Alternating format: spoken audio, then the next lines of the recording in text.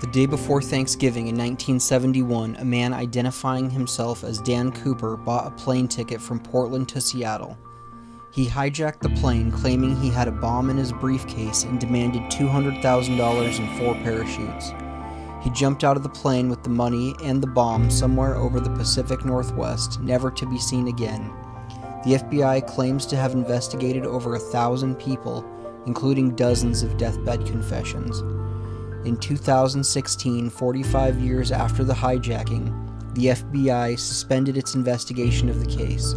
While the FBI is no longer looking for DB Cooper, there is a community of people who are trying to solve the case on their own.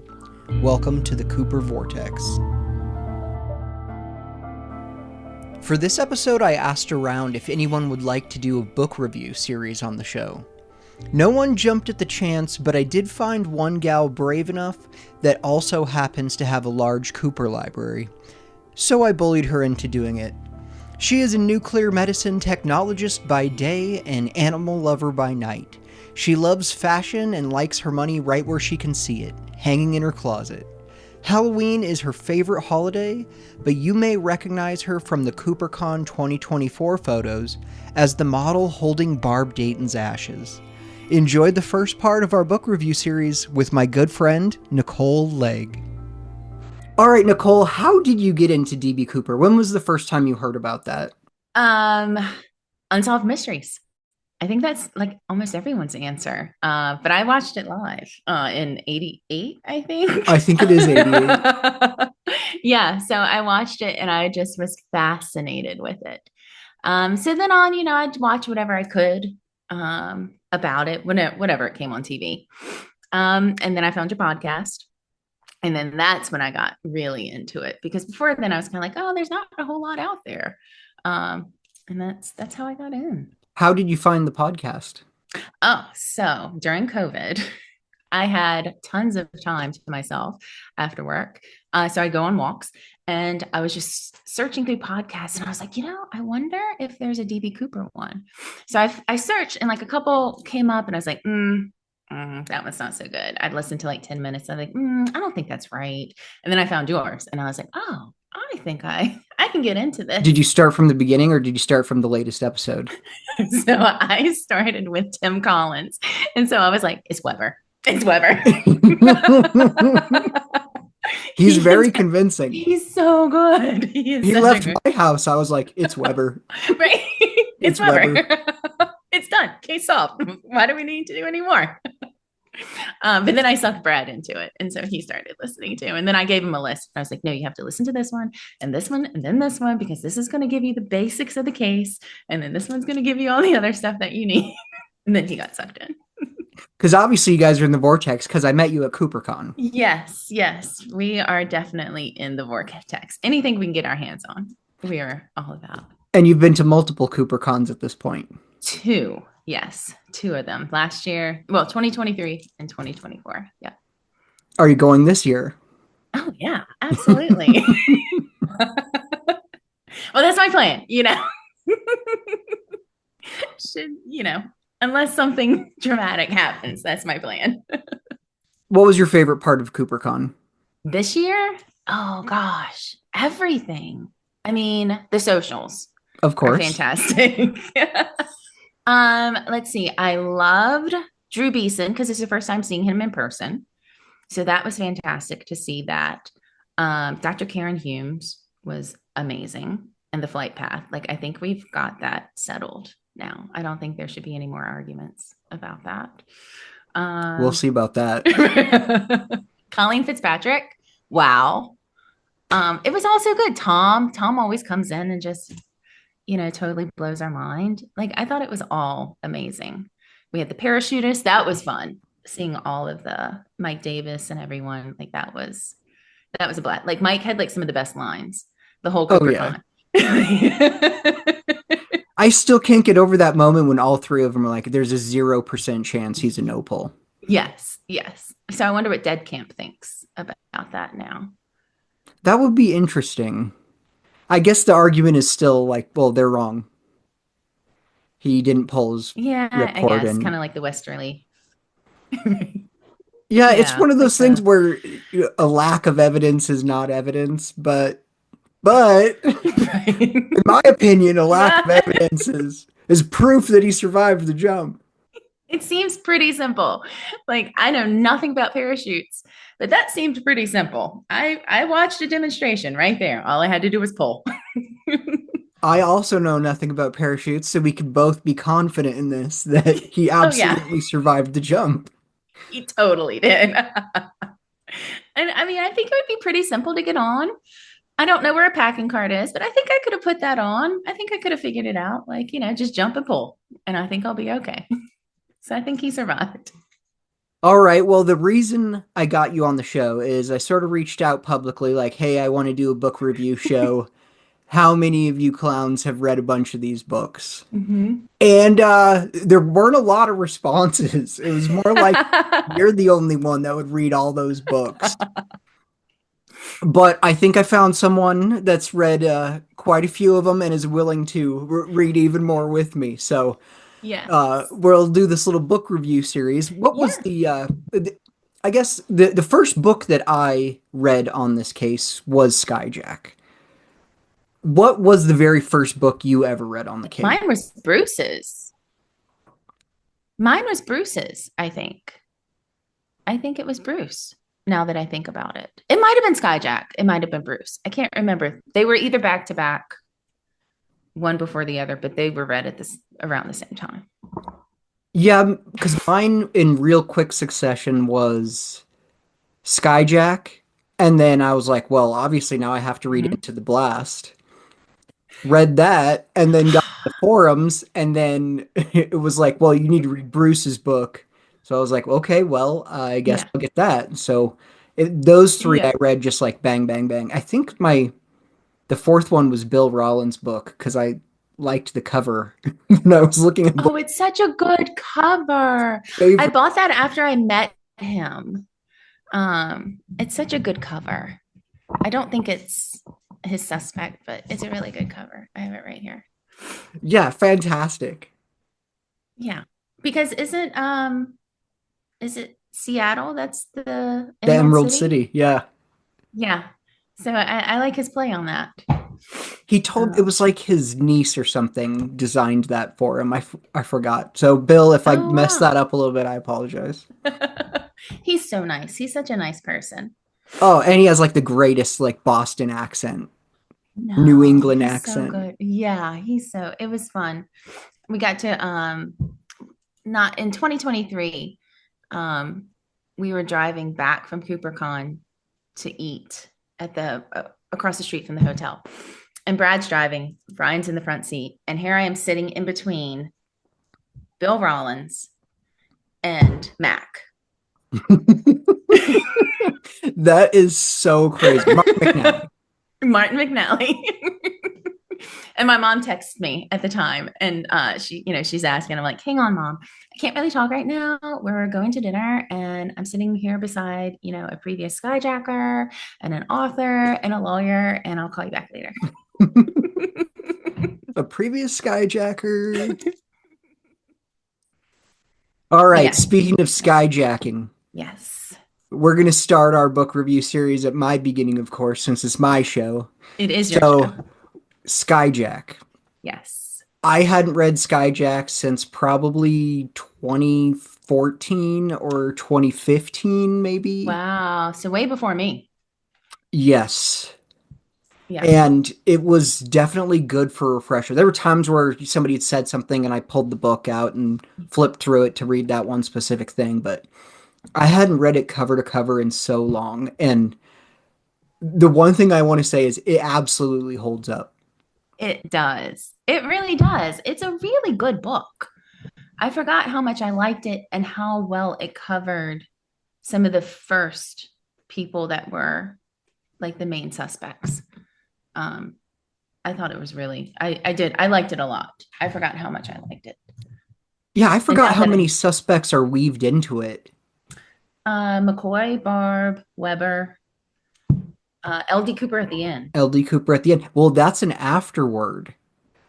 So What the That's true. one thing that I really liked is I think it's the first sentence of the afterword where he's like, you know, the scariest part about releasing this book is this case could be solved in the time it takes my book to be released. Yes, yes. And I'd never thought about that before, but that's probably why Ryan is so angry at Dan Greider for solving the case, is because his book's not out yet and Dan already solved it. He solved it. I mean, he's got the proof right there. Right. So now you don't need Ryan's book at No, all. It's no. I mean, closed. it's got the D rings, it's got everything we were expecting. But then that did happen to him when this LD Cooper thing came out, which Yeah. I don't know. I think that kind of helped his book because it wasn't a definitive, this case is closed. No, and I think, because like he went into it with Skip Porteous, I think thinking that it was Kenny Christensen. Oh, absolutely. So I like the evolution of him realizing, oh, there's more people. He lists some of the copycats, um, which I thought was really interesting to read about them again. And he talks about the people in the drop zone, which I totally forgot that he totally name drops He all the does people. name drop some people that I've chosen to respect their privacy. Uh, it's interesting that they're in there. Yeah, he definitely name drops. He spills some tea for sure. Um, that I was like, oh, okay.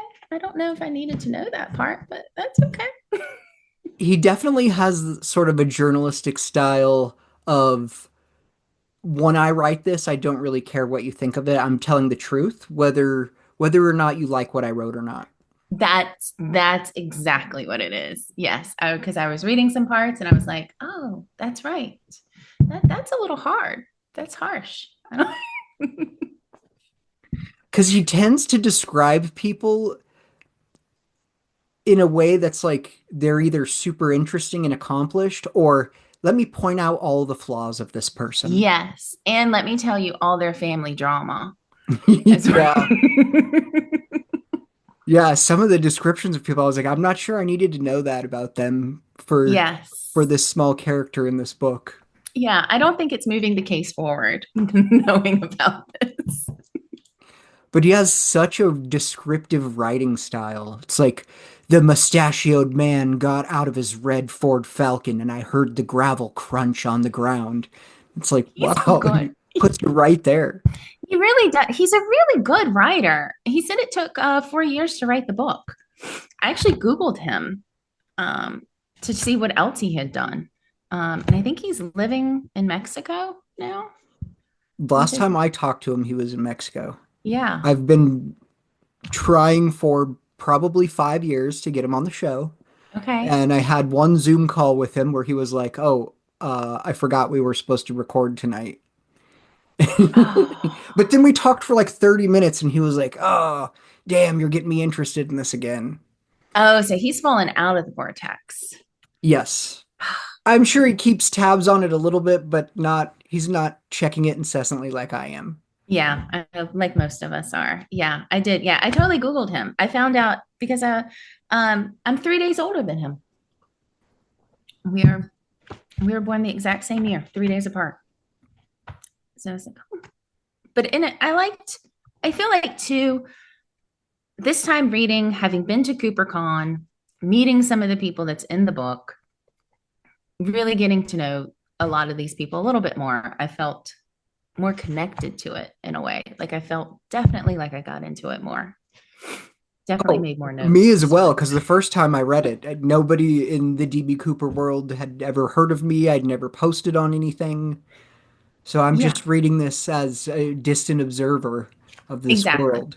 Yes, just a book. And now the second time through, I was like, oh, look, there's Tom. And oh, look, I totally know about this. Oh, yeah, I remember seeing this on one of Ryan's videos. And because he got information to the FBI files, and because he just is a legit good journalist, there isn't anything where I'm like, okay, that's totally wrong. No, I couldn't find a whole lot wrong in this one. And I went through it with a highlighter, really checking some things. And there, a few things here or there that I was like, I think Ryan actually clarified on that. But I don't think there was a whole lot wrong on here. Right, and he didn't look at as many files as Ryan had. Ryan. Right? How did he get access to the FBI files? I think he just bullied his way into it with Larry Carr. Oh, Larry wow. Carr wanted this media exposure, and hey, here's this, sort of esteemed journalist that wants to write a book about this, and I think this could really get some great attention to the case. Oh, wow. Yeah, I knew he had access, but I couldn't remember how he got access. No, I mean, and I loved hearing about the crew, like Captain Scott, like that. His story's amazing. Like, he sounds like he was just such an awesome person. All of the crew do. It would be great to have met any of them. I really wish I could have met Himmelsbach. He's yes. Quite the character. Right. He is. I have Norjack. I haven't read it yet, but I do have Norjack. But he is, he inserts himself into the story, definitely. I it's a shame that he didn't get to see it solved. Yeah. Yeah. I mean, I hope at least one of us gets to see it solved. Me too. And I hope it's me. Right? I'm starting to lose hope. And Skyjack talks a lot about Jerry Thomas. Yeah. Okay. And Who is he? I tried a long time ago to get him on the show, but it just seemed like that was never going to happen. But I'm not even sure if he's around anymore. Okay. Okay.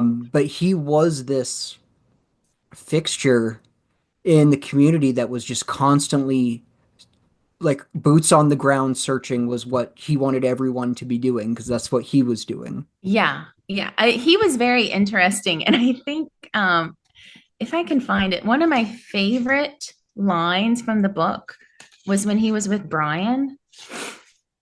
And I think when they found out that Jerry had been searching the wrong area the entire time, Brian like just kind of lays out this basically, and I'm paraphrasing, asking Jerry, how does it feel that he's spent all these years searching in the wrong area? I was like, that was a mic drop moment. Oh yeah. What is your response to that? It's like, oops. Yeah. How many years was he out there? 20? Yeah, it said he was just a survivalist. But I did make notes on him because I was like, Jerry, I don't remember Jerry at Bruce knew all. him pretty well. Yeah. Um, and then I think the when Albert Weinberg, he talks about coming up with the name Dan Cooper. I forgot about that. I forgot about that as well. That was really, and do you still think it's hooked to the comic then?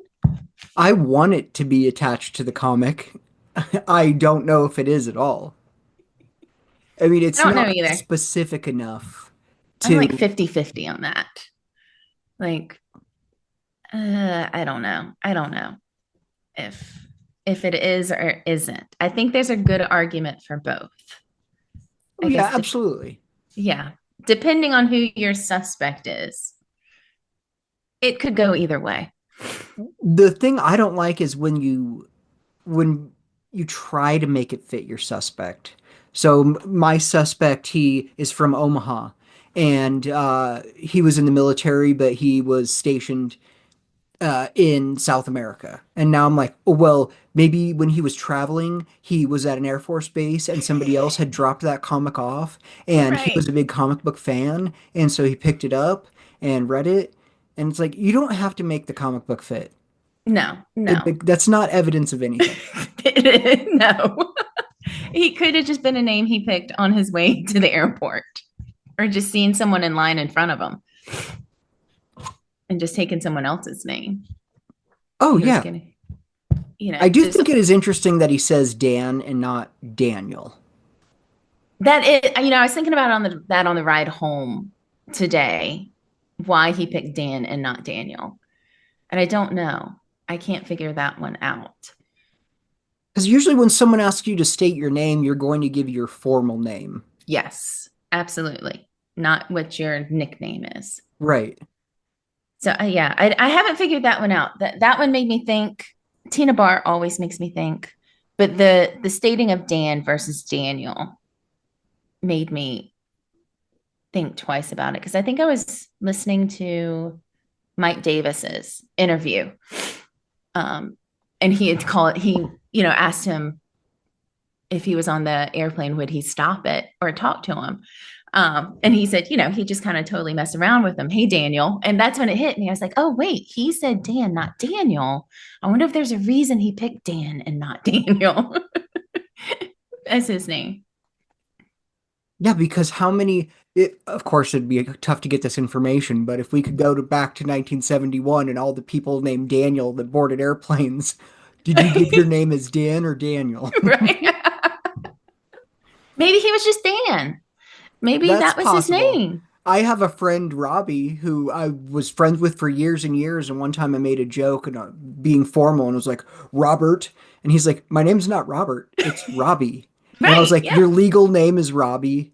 And he's Yes. like, yeah. And he pulled out his driver's license. I'd been friends with him for like 5 years at that Yeah. point. Yeah. So maybe, I've got some friends who, yes, their name is the shortened version of what the typical name would be because the parents knew that that's what they would get called. So that's what Right. they just named them. Probably not as common, though, for men in their middle ages in 1971, though. No, they had very proper names. Not. Oh, yeah. Probably mostly names from the Bible, too. Yes. Well, Dan. Yeah. Okay, another interesting thing from Yes. Skyjack that I don't think I remembered at all was that goofy picture of Kenny Christensen entering the door with the briefcase and the bag and the black trench coat. In Yes. Skyjack, it mentions that he took that on a timer. He took that picture of himself. That's right. That's right. I totally forgot about that. There was a he's didn't they say that they would kind of didn't Tina or one of them actually know him, Kenny Christensen? I don't think they knew him. Maybe they knew of him because I think that I can't remember if it's Into the Blast or Skyjack, the interview with Radizak, where he's like, I probably knew his name, but I mean, I didn't work with him.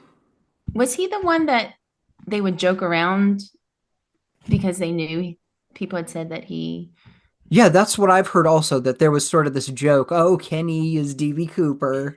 yeah, and he would kind of like dress up and play into it, Right, which kind of. totally makes sense if he took that Yeah. photo himself, which Yes. this isn't hold your phone out and snap a picture of yourself. This is set the phone or set the Get the camera camera. on the counter, aim it, set the Right. timer, go out, walk back in the door looking at the camera, And hope and you got it. hope you got it. And then go develop that film, pay someone to do that, then pick it up a day later and then Yeah. look at it and see what the picture looks like. And then see, I wonder how many times he had to do that. I wonder if he got it on the first try. But yeah, when I read that, I was like, okay, then that story about it being a joke is true. Yeah, Is absolutely. definitely true because it's not like his his friend or his buddy took that picture when he was walking home from the hijacking. No. And he's going to rewear that suit multiple times. Yeah, Yeah, no, that was good. and then um he lists names that he's reading from the FBI files randomly, Yes, yes. and I was paying very close attention to those names. Me too. And the only one that really popped for me was Fred Catalano Yes. because we were looking for him for a while. Yeah. And Marty, especially, it's like there's the Shelton suspect and the Egg Harbor suspect, and we don't know their name. We got to figure out who it is. And boom, it was written right there in Right in front of Skyjack. us. Were there No, any other names that popped out for you? Just that one, because I think I highlighted them because he was going through the different passengers. He was listing them, and I was like, I wonder if he's listing them in an order for a specific reason, or if he's just listing them. And then when he would list the suspects, I too was like, okay, do I know any of these names? And yeah, nobody but Catalano stood out. But that's so interesting. These names are redacted in the files, but he's looking at unredacted files and then just printing the names in the book randomly. I mean, I guess he figured if he got to see him, it was fair game. Yeah, that's so interesting. I wonder, he said it was like a couple of folders that he got, right? Yeah, I don't think he saw everything. Definitely not. He didn't look through 900,000 pages No, or whatever we have at this point in time. no. So I guess he just got like the basics of the story of the hijacking. And then I guess maybe some of the first suspects. Was Catalano one of the first ones? I'm not sure if he was one of the first ones. Ryan would know. Yeah. Yeah, he's screaming it at his dashboard right now. Right? No, but I liked it. But you know what? This book talks about Flo saying that she thinks Tina knows something, Yep. which I don't know. It just was a little uncomfortable reading. Like I just felt bad for Tina. Like she's such a hero, and here's Flo kind of throwing her under the bus. Yeah, that is interesting. And I sort of wonder, like, what was the context she said that in? Mm-hmm. And does she believe that she's hiding something as in she's involved, or Cooper told her something and was like, hey, don't mention this part, and she's doing him a favor, so like some whole sort of Stockholm syndrome thing. Yeah, probably. I would think it would be more the second one than the first one. But I mean, they had hours together talking. But Flo also reacted very. This hit her very differently than it did anyone else. Oh yeah. She was definitely more psychologically damaged from this, I think, than maybe Tina or any of the other passengers. Not that they weren't, but I think she definitely Oh, it she lost changed it her. right away. Yeah, yeah. And I then mean, Tina bravely was like, "Hey, I'll take this. yeah. She just was like, "I'm out. Peace." Yeah, I have to go to the cockpit." Yeah, I'm gonna let you handle this. And then she changed her name. Right? She was living in South Carolina and Hmm. changed her name. So I mean, it totally affected her entire life. So I think she might just be a little bitter towards everything. So her Dracula sketch is probably just kind of an example of that. And I've thought about that Dracula sketch, and it's like 15, 16, 17 years later, you're gonna remember that guy? Yeah, You no. want to describe him again and we'll draw him? No. And how many pictures had she been shown from that point? Even know how they lasted as long as they did. Even though it was just like a couple of years, I think I would have been done after like 6 months, especially if you've only been with them for that, a couple of hours. I think after you showed me a couple and then I've been looking at the sketch as well, I'd be like, I don't think I would have lasted that long. Yeah, I don't think I really want to participate very much at all. No. Be like, I told you that day everything I know. Mhm. Now you guys can leave me alone. I know nothing about this. Yes, yes. I think I would have been a horrible eyewitness. I'd have been like, it was a man. It was a man in the back. That's all I know. Yeah, and then a huge community develops around this. And then those people are contacting you all the time. Right? Will you Be just like, look at this one picture? yes, it's a man. If the number of times I've heard someone say, if I could only show Tina the picture of my suspect. Yeah, still to this day, Yeah. to this day. And you wonder, like, have you been listening to the Cooper Vortex? Have you been watching? Have you been watching Ryan's video? I think you would know. They wouldn't remember. But the facts in the book are legit. They are. They really are. And he's got some really good ones. Um, like I said, I had totally forgotten. The ones about Barb, I loved reading about, I love Barb. Um, just all of them. The Weber ones and Joe, poor Joe, and Joe's friend that he went out to see that was just like, all these, what was on the TV or something, or what was he? Where was it? It was towards the back when she was trying to say that. I highlighted it. Oh, I have it in my book here. Let's see. But remember, he was a super crazy guy that she was like, we were in such and such town. And was it Weber who Oh, also, James Earl Ray. Is that who you're talking yes, about? yes. And Wayne's then, cellmate? yes. And then she had name dropped someone and he had went out to talk to someone. And the longer he was there, the more it just like seemed a Oh, disaster. yeah, yeah, yes, yes. That's Bob Noss. it. Yeah, that one got real weird real quick. And I have I have definitely put myself in that exact same situation where I am now either in somebody's house or car and they are telling me insane, crazy stuff, and I'm like, am I in danger? How do I exit this very quickly? Yeah, that one went downhill really fast. And I was like, okay. Because I got excited there for a second. I was like, oh, well, maybe this is on to something. I don't remember this. And I was like, oh, no, nope, nope. But that's definitely a friend of Joe. Absolutely. And Joe, just like you read in the book, she has this ability to whatever is new in the case. If there's this thing came out that said, oh, yeah, it turns out that DB Cooper was wearing a rainbow wristband. Joe would instantly be like, Dwayne had all of these rainbow wristbands and he loved rainbows. Rainbows were his thing. Yeah. She really, how do you think she had access to the FBI files? Do you think she had it in? I don't know. The Joe Weber, Dwayne Weber thing is so interesting and crazy, and I bought into it a little bit, and then I was like with Yeah. everyone else, like obviously it's not Dwayne, and Joe is getting a little out there.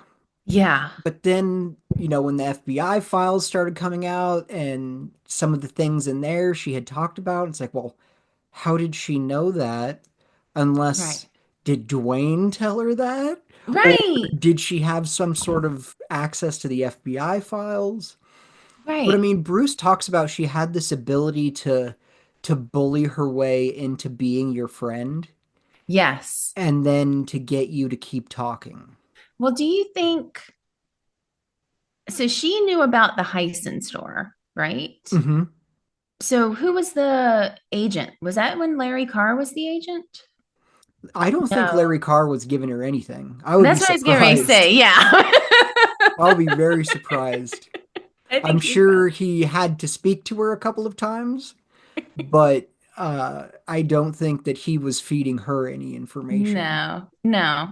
But it She's is I feel possible that for she sure. got to somebody else. Yeah. Enough phone calls. I mean, she was the cold call queen. Like she would call anyone. Oh yeah, and like Jeffrey Gray mentions in the book, Joe calls and he's like, "Do I answer? Because it's going to be an hour." Yes. And I spoke to her on the phone two or three times, Aw. and there it wasn't. I guess I didn't speak to her. I listened to her talk two or three different times, Yes. and she would Yeah. just keep going. I Yes. wanted her to be on the show so badly, so badly. Like I was going to fly to Florida to do it because at the time I was doing all my interviews in person. And the first time I talked to her, I just felt like I couldn't, it would be the wrong thing to do to put her on the air, to put a microphone in front of her face at this point. If I would have caught her like 5 years earlier, Yeah. I would have done it. But the timing, unfortunately, just didn't work out. But Yeah. man, I wanted her on the show so bad. It would have been your longest episode. Absolutely. Russell would have had a lot of work. Yeah. Hey, Russell, don't worry. This one's only 9.5 hours, Right? but I only talked a few times, so It's going at to be least my okay. half will be easy. Right. Oh, they mentioned gossip. I forgot that. Gossip in the book. I just looked down. Yes. They I talk wish there about, was more gossip in there, but I understand why there's not, because Galen at the time was like gathering this all up and sort of like keeping it to himself yeah. because he was going to write a book. And another person I asked to be on the show. So, Galen, if you're listening, reach out to me. I still want you on the show. But he Right? told me years ago that he was going to get back to work on his book. And then when that came out, he would come on the show. But, that was probably 3 or 4 years ago. Yeah. Gossip. He's interesting. I like him. I don't Gossett think is it's really him. interesting. Yeah. He's everyone. All of them are interesting. Every suspect, person of interest, are interesting, just on their own without being tied to the case. Oh, I'd read a yeah. book about every single one of them. Well, most of them. But did you see that they talked about the Bay of Pigs? They Yes. talk. So did you think Skip? Like, do you think Skip, or do you just think vortex coincidence? Well, both. Both now. Because the first time I read it, I didn't think about Skip at all. Me either. Me either. Which But is why yeah, the and then second time. there's also a couple brief mentions about Air America in there. Yes, I definitely picked up on those that I didn't pick up the first time. I just kind of like, oh yeah, okay, all right, all right. But this time I was like, wait, Air America, wait, Bay of Pigs, and then of course the one was it Flo? The guy followed her and said that he knew who it was, that he was a felon, but was in Bay of Pigs and stuff like that. Also, I think so. That sounds yeah. about right. So it did get me thinking. Maybe they could be talking about Skip. Yeah, because not only does this book hold up, but it's sort of future proofed itself. It did. It's like, It's whoa. like the Simpsons Yeah. of DB Cooper books. Who knows what we'll learn? No, I really enjoyed this book so much. And then to leave on LD Cooper, it's like, well, that's kind of fitting. But he's a good suspect now. I didn't think so before. I didn't But think so before either, until the FBI files came out. But then it sort of makes sense to me why Curtis Sing and the FBI gave that story so much attention when it came out. Because they were holding cards we couldn't see. yeah. Yeah. So it definitely added fuel to her argument because they knew they had already investigated him and she was just kind of coming forward with this. Yeah, that's true. That's true. But he is, it could be. I doubt it, but it could be. The hijacking. Every one of these books is probably going to have this was what happened in the hijacking. And boy, I'm not into that at all. It's just a struggle to read through, and they all have it, and it's all different. There's so many errors in all of them, but in Skyjack, it's pretty good. Yes, it really is because reading Into the Blast, I was like wrong, wrong, wrong, like pages of like wrong, no, wrong. But yeah, this held up even after FBI files released. Although I know he saw some of them, but it's held up. It's been my favorite so far, I think. Besides Bruce's book, as far as non-suspect books, case books, just plain case books, it's been my favorite until Ryan's is released. It's probably the most exciting to read of all of them. Mm-hmm, mm-hmm. There's a reason Jeffrey Gray is an author. Yeah, he's very It's good. not, he didn't do this as a side job. This was his job. No, it's very good. And I forgot that he went with the Foremans to look for Barb's money. I love all of those adventures because at this point, I've had a couple of those adventures where I'm like, I can't believe I'm doing this with these people. Like, what is going on? And to read that from his perspective, it's so crazy because it's like I'm doing the same thing. Yes. And to do it with the Foremans, oh, that had to have been awesome. You can hear their voices when he's talking about them. You can hear their voices in your head. And you're like, oh, this had to have been so much fun to do this, to look for Barb's money Oh in the yeah, when wrong he's spot. talking to Ron, I'm reading Ron in Ron's voice. Yes, absolutely. So I think that's why the book means so much more now because I can hear these people talk in my head. Whereas before that was like, oh, it's just, a name that I'm reading that I don't know about, that I just know of in the case. And now I've actually met them or know more about them. That it really, I think, makes it more special the Oh, second time so around. much more so. Yeah, it was, I really enjoyed this one. All right, Uh-huh. Jake. What did you think of that Jake storyline? The Walla Walla prison escape Jake special op Picking thing. up on but that was, and I was just on that page. Do you think that that was part of Skip? Do you think that was, what do you think? I Do don't you know, think, because put your tinfoil hat on. This one goes crazy because then you have sort of this puppet master theory, as Bruce and Joe would put right? it, where there was someone pulling the strings on this, and there was some sort of preparation. They knew it was going to be going on.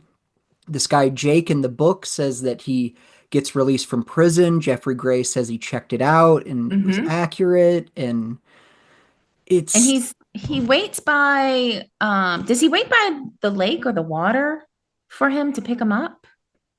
he gave the address. I think he's sort of near the grist mill Okay. in Woodland. And no Because it one was like comes. he was going to be on Cedar Creek Road and had to boundary all the way to South Yes. Amboy or something like that. And so Yeah. I mean, I lived there, so I'm like, oh yeah, that area. I know exactly where that is. But it's a tight area, the one he described. So it wasn't like, okay, this team has Cowlitz County, this team has Clark County. It was like a very specific tight area. It couldn't have been more than a few miles. Really? See, Yeah. because I've been there twice, but I don't know the area that well. So to hear that from your perspective of really putting this into kind of the location and narrowing it down that much, it does make you think that there is more to that one because that's right after the another Air America name drop kind of thing.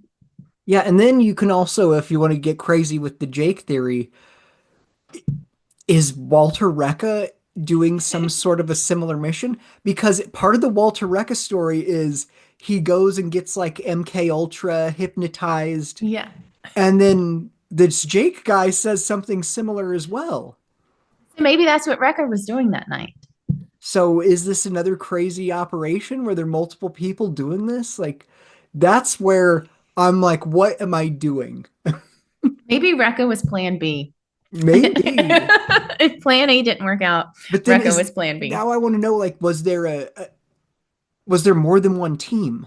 Because why would the area be that tight? It doesn't make Right. sense to me. And yeah, I don't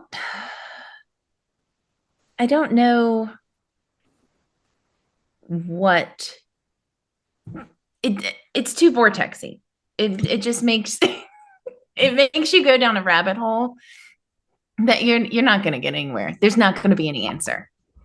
It's not going to take you anywhere. You don't think Chris Brower could find that guy? Oh, Chris could.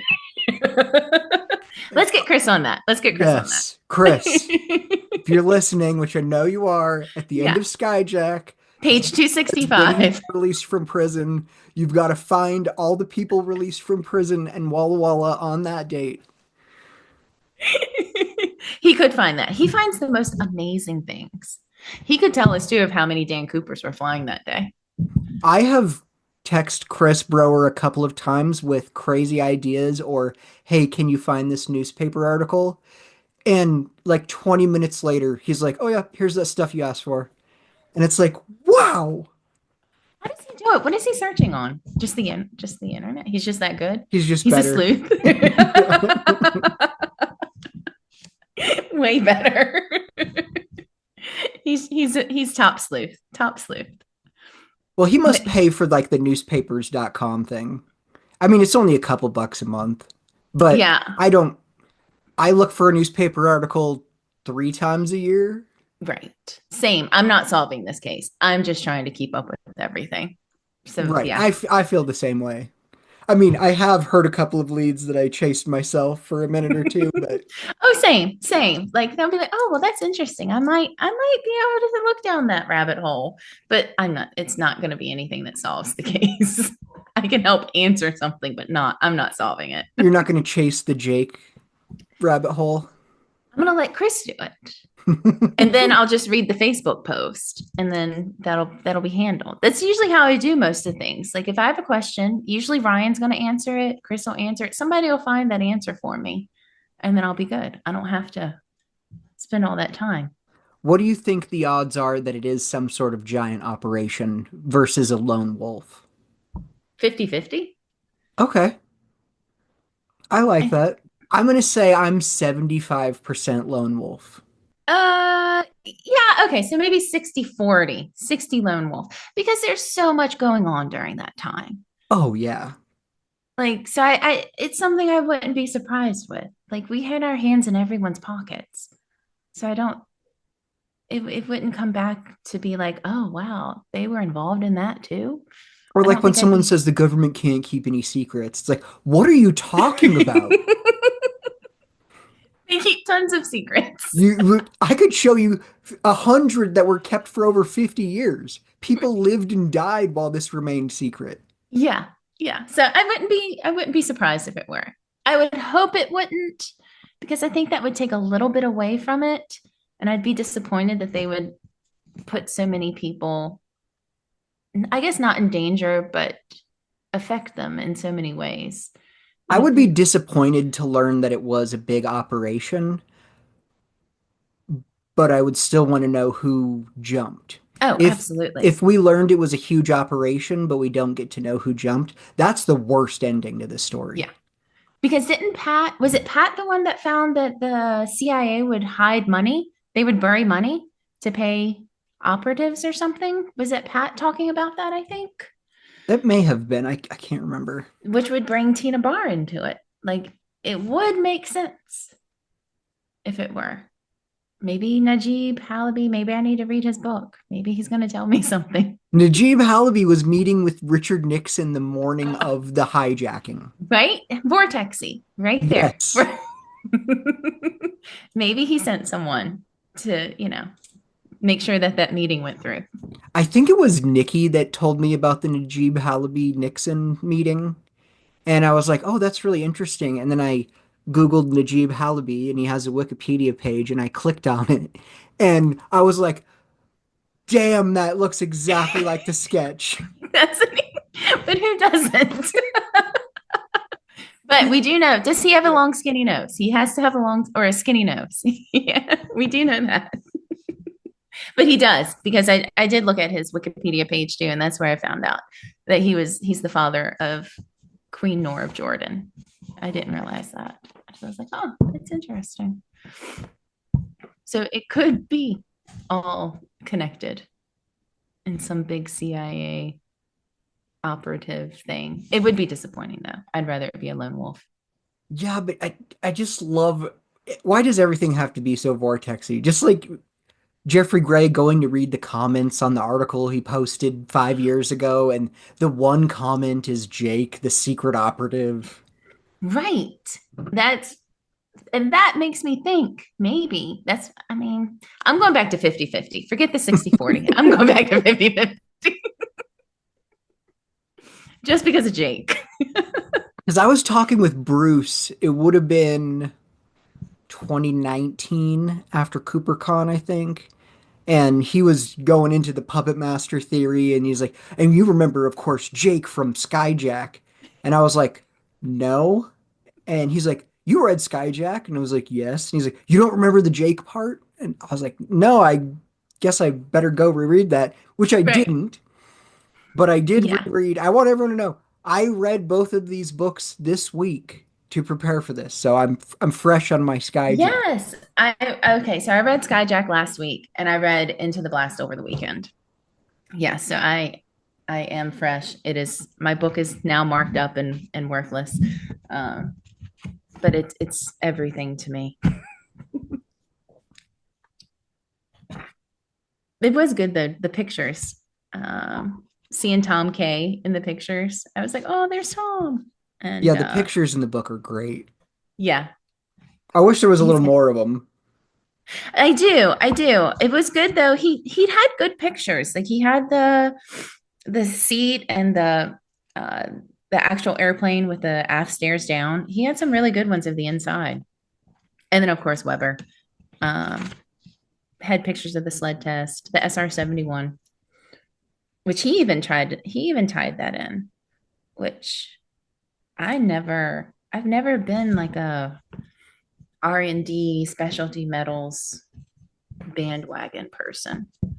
But it did make me think twice just a little bit because he did mention the SR-71 and I didn't know if maybe he had pulled that from the files.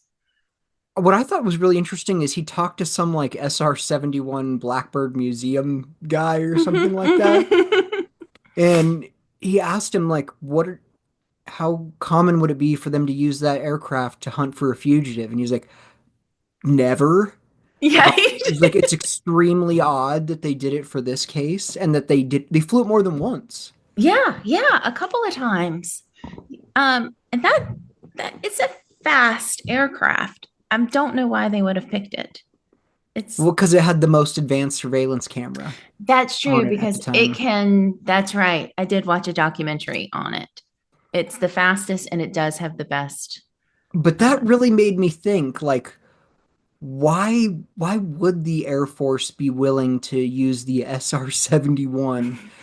It probably cost us taxpayers mhm, hundreds of thousands of dollars an hour to rent mhm, that plane. to look for Joe Schmo. Yeah, Just lone wolf Joe Schmo. he stole 200,000.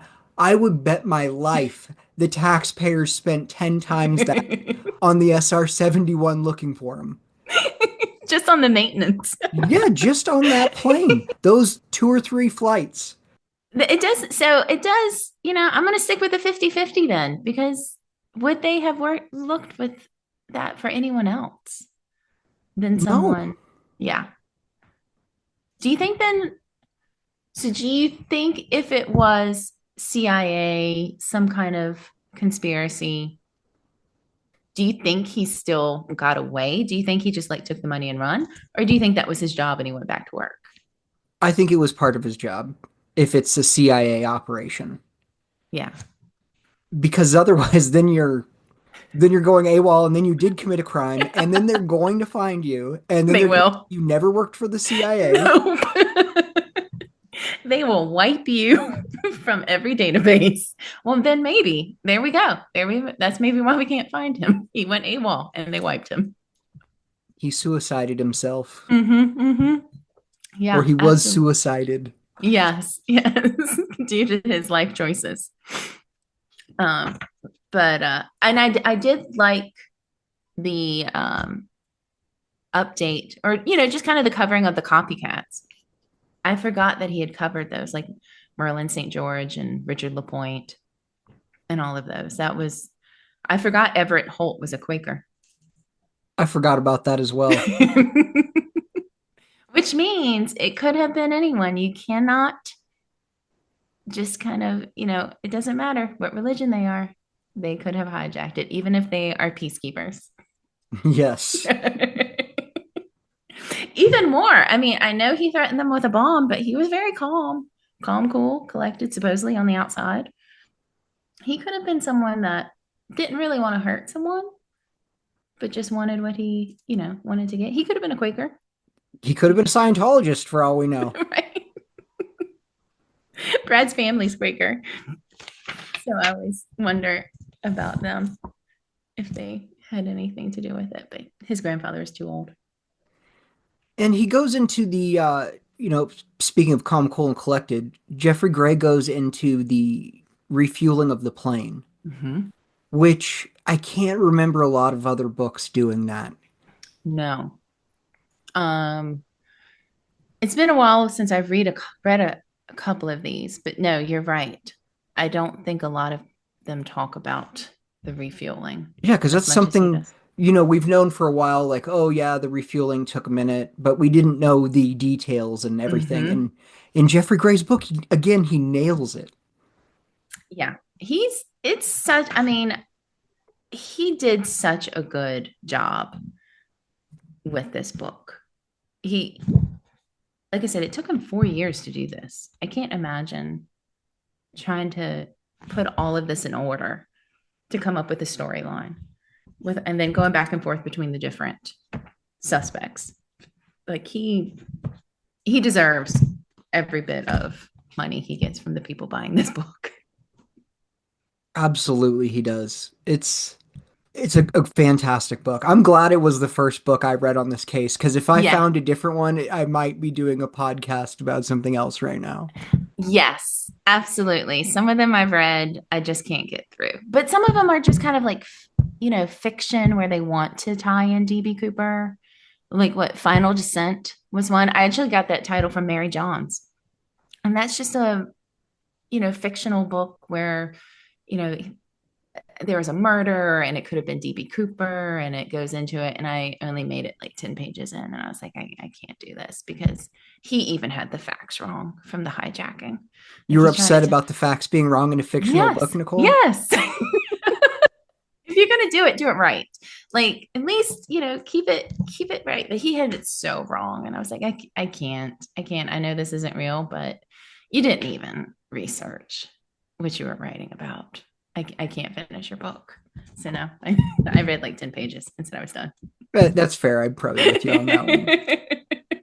But you're right. Sometimes beginning some of these books, they tell you the story of the hijacking. So yeah, you do find yourself being like, oh, I already know this. Oh, I already know that. Well, that was wrong. Well, this is wrong. Now, how much do I believe the rest of your book if you couldn't get this right? At least that's how I find myself sometimes reading them. Oh yeah, you can't open up with nonsense. I want Save the the facts, nonsense for the end of the book when I've already right? committed. Yes, get me in and then throw your conspiracy theory. And then I might be more open to it because I've learned that you know your facts. I was gonna say I absolutely loved the way he ended the book, arguing with Joe on the phone about the most like conspiratorial, insane, mundane facts of the case. I think the final quote is something like, Joe, read me the goddamn recipe for cherry cheesecake. Yes. And Yeah. I've been there. I've absolutely been there. Like I'm going so crazy now that I want to hear this insane thing that you have to say because maybe it could be something. It is. I had totally forgotten about the ending of that. Yes, it is. Like he's such a good writer. I wish he would come on your show. It would be great to like hear him talk about it and his research and everyone that he met and how he came up with it. That it is true though. Like because she'll from reading, she just calls and comes up with all kinds of stuff. Yeah, Pulls and you right in. I've had so many moments where I'm like lying in bed and I can't sleep because of some crazy, insane DB Cooper thing. And then I'm like, what am I doing? What am Yes. I doing? Oh, I'll spend a whole commute home from work just thinking about one thing and then trying to like disprove it in my head before I even like ask anyone about it because I want to make sure it makes sense before I text Ryan and be like, hey, could this make sense? So like I've been trying to like what was it on the way home? I was thinking about the Jeffries parachute and if it could be related to the money on Tina Barr somehow. And so I spent a whole 45 minutes on the ride home just thinking about the Jeffries parachute and how it could have maybe had some money in it when he threw, if the Jeffries parachute is his, which I love the Jeffries parachute. If he threw it over Maybe it had a couple, if I were Cooper and I was going to ditch my parachute, I'd throw a little of the loot in there inside the holder. What is that? The backpack part of the The parachute, the container. container. Yeah. I'd throw some money in the container, just enough, not too much. Throw it over the side of the river. If anyone finds it, he's dead. Like it would make sense. But it could probably be disproven. And Super obviously he easy. wasn't opposed to throwing away some of his loot. No, he was going to give it to to Tina or Flo. Well, not Flo. He's only going to give Flo the change. Well, and that's so interesting because I didn't know that for a fact until recently. Right. And there it is in Skyjack. He offers Tina a couple of bundles, and then he offers Flo and Alice the change from his drink. Right. And have you so like Ryan's new video just covered that. Like the first half of the hijacking, I and he watched also it. reiterated that. And I was like, oh, ouch, burn. Here, let me give her, $5,000, but here, you can have $18. Yeah. And you have to split it between you and the other one. Yeah. No wonder she's sour. Yeah, exactly. Right? That's a good point. I'd be upset about that too. Mm-hmm. No, but yeah. But I spend way too much time thinking about it. And then, yes, most of the time I'll come up with something in my head and be like, oh, maybe this could totally work. And then I spend the next hour just in my head thinking, okay, well, no, it couldn't have been that because of this, and it couldn't have been that. And I just totally disprove it all in my head. And then I'm starting from scratch all over again. But I've spent like 2 hours of my life just trying to figure one thing out that didn't make any sense. And I'm still back at square one. Oh yeah, or I'm at work and I'm not working. I'm reading an obituary from someone I've never met. Yes, absolutely. So Orville Lyons. I love Orville Lyons. And so, he's in Delaware, I think. So, I'm like, oh, let me look into this guy. And so I found an Orville Lyons that lived in Washington State. Right. So I texted Ryan. I was like, did you see this? Like, how many Orville Lyons could there be? And evidently there were two. One lived in Delaware, one lived in Washington State. He's like, it's not the right one. I was like, okay. Two But yeah. sounds about the right number of Orville Lyons to But exist. totally reading his obituary, trying to see where he lived. Like, could this be the same person? Yeah.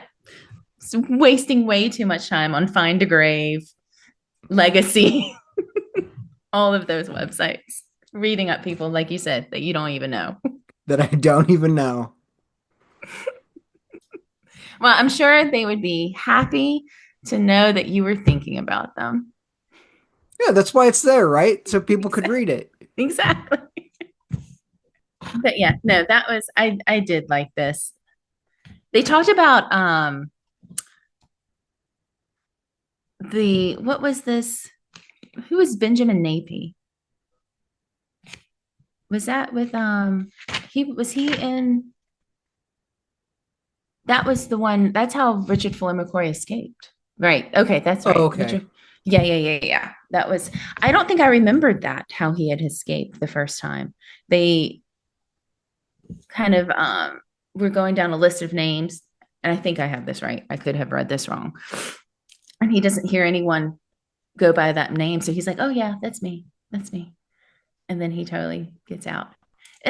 He was really interesting. And I thought it was really well played.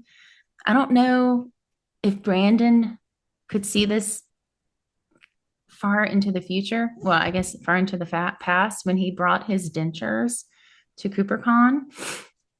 And in reading that McCoy fashioned his gun out of denture wax or something.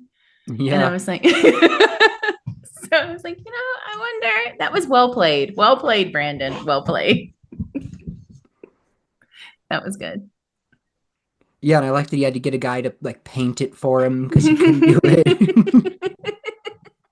I mean, it works. Yeah, the dental plaster. Hey, with the England brothers, they made it happen at Alcatraz with some stuff. So I guess that was the thing back then. The whole McCoy story is so exciting and crazy. Yeah. I really do want to read the book. I think, I'd like to learn a whole lot more about just him without Cooper being connected in any way, just his story. Because he seemed fascinating. He had a great, military record. And then, his felonies Right. were, I mean, it was interesting though. It was super interesting. Like it was like almost like a Martin McNally story kind of once he was arrested and stuff. So I would like to learn more about him outside of the Cooper realm. Yeah, you don't need to make McCoy Cooper for him to be interesting. Mm-mm, not at all. I don't think you need to make half of these people Cooper to make them interesting, but definitely not him. He made a name for himself even before his skyjacking. Just his military record is just phenomenal. The stuff that he did, Oh yeah. like it, he was fantastic. Um, but I mean, obviously he had PTSD. Oh yeah. It's just rough. But I was trying to think, was it Ryan who said that Cooper's probably too old to have PTSD? Well, we don't know that. What if he was in World War II or the Korean Yeah, War? yeah, that's true. I think most all of these are probably PTSD driven, unfortunately. Yeah, makes you a little impulsive and Yeah, miserable at the same time, willing to do something crazy. This will yeah, solve all my problems at once with the right. skills the government taught me. I've survived all of this. I can survive anything, almost like the God complex kind of thing. Yeah, it's a shame. But yeah, I'm trying to think if there is anything else in here. Oh, they talked about the first particles. I had forgotten about the first particles in the tie and the paint. Oh yeah, they touched on the titanium sponge and Mm-hmm. the white flecks of paint or whatever they Yeah, could be. yeah. That was I think Tom talked about that in CooperCon. Was it this year when he was talking about like, how the evolution of everything, how they thought it was this pollen and then it turned out to being paint. Yep. Was that this year in CooperCon he Yeah. talked about that? Yeah. His presentations are so good. I learned so much from them. He can explain things very well. Absolutely. He's a great guy to have on the case with us. Yeah, I think the vortex has, I think everyone is fantastic in the vortex. It's full of so many good people that know, I mean, look how random we all are. Cooper's the one thing that pulls us together. Oh yeah. So that hope makes me hope that we can solve this case, but yeah. Do you think we'll solve this case? No, I don't think so. You don't think it'll ever be solved? I think everything's just a rabbit hole until we get the hair slide. Like I mean, you can go with the tie, but like where's the tie going to take you? And after reading about Barb and Skyjack getting her clothes from the thrift store, like in the beginning, I was a thrift store tie person. And then I was like, okay, maybe it wasn't a thrift store. And now I'm back at a thrift store because if she bought clothes in a thrift store, obviously people are buying them. The particles on the tie, there was the Hanford test site or the Hanford um, nuclear reactor or nuclear facility kind of up Yeah. there. I mean, what if someone that worked there just ditched all his clothes? That uranium's going to be on there forever. That stuff ain't going anywhere. So I was kind of like, well, maybe this is just another red herring. Maybe it is a thrift store tie that just came from somewhere of someone who worked at Hanford. So I don't know. I think it's going to take the hair slide. And I hope that it's Cooper's hair. Right. Yeah. We don't even know that. No, that was another like 45-minute drive. Yeah. Like I was like, do they clean the towel that was like on the back of the seat? Did they change that every flight? I doubt it. I bet it's on for the day. And then it could be anyone's. That flight started in DC. So no, this case isn't going to be solved. Don't say that. Then here's going to be like, some 15-year-old person that was in that seat, like on the first flight from like DC to, was it Minneapolis was the first? Yeah, they're only 68 years old today. Yeah. We found him. Right. I don't know. I hope. Then I'll ask him if he wants to be on the show. Right, exactly. Was that seat comfortable? Did you get good service? How was your drink? Do you remember the stewardesses? Right. It would be a good guest. Do you remember your seat back being clean? But I'm trying to think, what else? What else was on there that was good? I think I got through all my notes on the on Skyjack here. All right, let's see. Yeah, we talked about the Cooper comic. It was interesting that what Tina did talk when he tried to get Tina, she mentioned she didn't want to be part of the journey, which I thought was a very interesting quote of the way she put it, which, I mean, explains obviously people are knocking on her door and she just doesn't want to be bothered. But for her to kind of put it out that way, that she didn't want to be part of that, giving him credit or giving him any kind of notoriety for something that was so horrible to do. I totally understand that. Yeah, it is sort of interesting to see what she has participated in over the years. Yeah. Like, the History Channel got her in 2016, and what do? They have her look at suspect photos. They clearly have not followed the case. Was that the one? Which one made you say stuff you didn't want to say?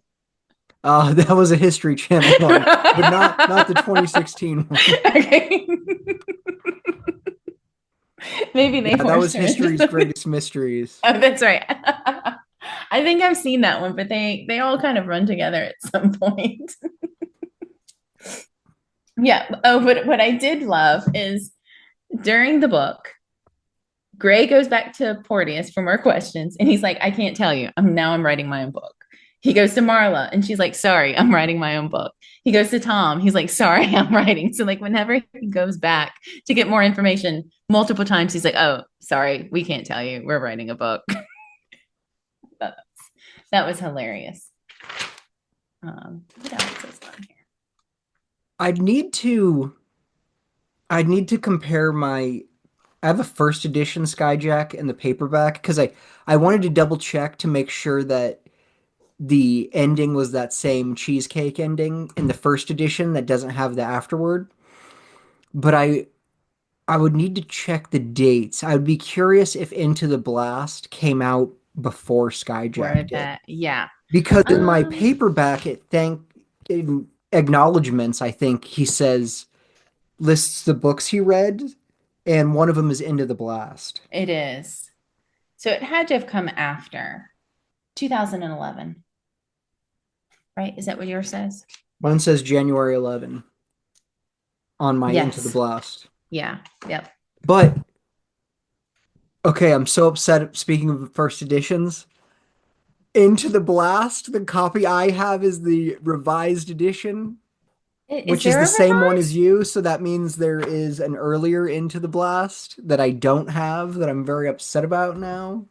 Okay, let's get into the Blast. But before we do, give Skyjack a grade.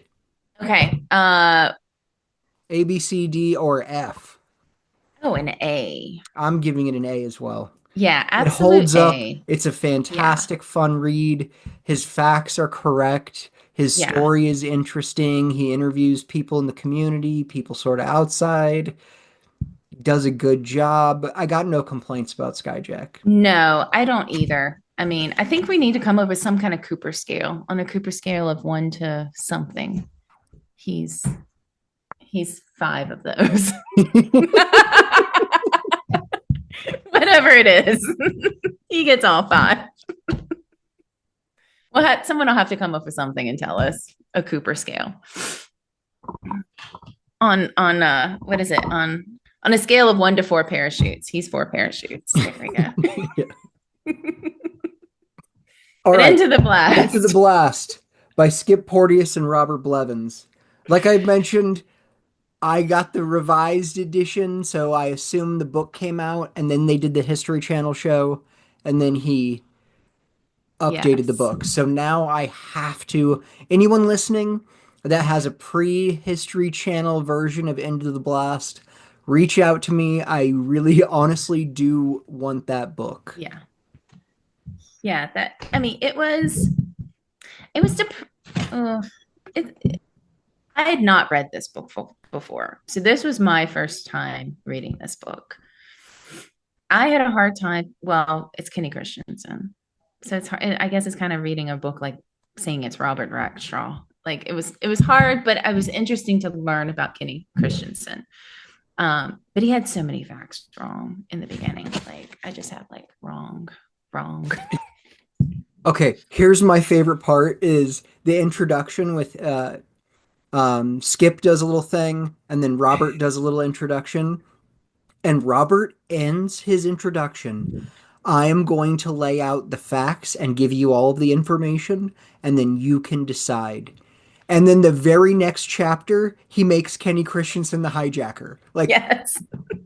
You're going to lay out the facts for me to decide, and then your first chapter, you're making him the hijacker. Not even what Kenny could have done. It is written exactly how Kenny would have done the hijacking. Exactly. What Kenny would have been thinking and why Kenny did this or why Kenny did that. Yes. And at least, I can get behind him saying, Kenny would have done it this way, but at least get your facts right. He didn't have a sport chute. And he didn't have an emergency chute fastened to his chest. He must have been talking to Dan Greider and had some D-rings. Yeah. But yeah, no, he goes straight from, well, here, you decide, but now I'm going to tell you the story. Because I was trying to think, is there another Suspect book that does it that way? Usually it's, here's the hijacking, here's the background of my suspect, here's why I think my suspect could have done it. I don't know that there's another book that is like, here's what the hijacking was like with my suspect. Yeah, that was surprising to read. So it must be one of the other ones because Drew doesn't do it. Packer Jack doesn't do it for Skip. They just lay out information and let you decide for yourself. I don't remember about Bill Rawlins' book. I don't know if I've finished that one. I don't believe so. I think Bill Rawlins has a chapter on how he thinks his suspect would have done it, but he doesn't introduce the hijacking. No, actually, Bill Rawlins lays out the escape, what he thinks the escape was like. But not the hijacking. I think Bill Rawlins gives you the hijacking, and then Bill Rawlins has a very specific laid out plan of Joe Lakich's escape. That sounds right. That sounds like something I've heard before. Yeah, I don't think I've fully read his book. I think I've just kind of flipped through his book. But you know what I did find to bring it back to a CIA? He used a G. Gordon Liddy quote on the very first page. Yes, he does. I noticed that as well. That one just stood out. I skipped the Oscar Wilde quote and went straight to the G. Gordon Liddy. And I was like, interesting. Maybe we have something. But Kenny Christensen, like I said, this was the first time I'd read this book, so I didn't know about his history. He had a really interesting history. He was on what is that island where up in between like Alaska, up in the Arctic or something, where they would Shimna. Yeah. The Shmoo. Yeah, the Shmoo. It's one of those things. I was just talking with some coworkers at work about this, about words that you've only read and the pronunciation is yours in your head, and then somebody says it and it's like, oh my God, I've been saying that wrong in my head for years. Yes. So many times. Sometimes I'll go on Google or like Wikipedia and have them play it so I can hear like what is the love that. I love that Google does that now. Yes, and I'll play it a couple of times because I'll be like, no, that is not how I was saying it. I'm glad I never said that out loud. Yeah, and But then he was on Bikini Island for a little while. which that was very interesting. I had no clue he was on Bikini Island because that's very nuclear, obviously, with the bomb testing. Um, and then what else did he do? Is He it was, safe to go to Bikini Island today? no, I don't think so. But he was there for a couple months? Well, that's why they say they think he died of cancer. Right. Did he die? Was it pancreatic cancer? Yes. Yeah, so they think it was tied to that. It could be. I mean, I don't know. I mean, that stuff's around for a long time, like all of those radioactive traces, because they totally, And he would have been there, what, late 50s, early 60s? yeah, right as they were doing it, they totally evacuated the island. I don't think anyone lives there anymore. Like, I Would think you they visit there? If I told you, hey, I'm going on a absolutely. boat cruise to Bikini Island. Do you know Chernobyl is my number one bucket list location to visit? Have you seen a Netflix series called Dark Tourist? No.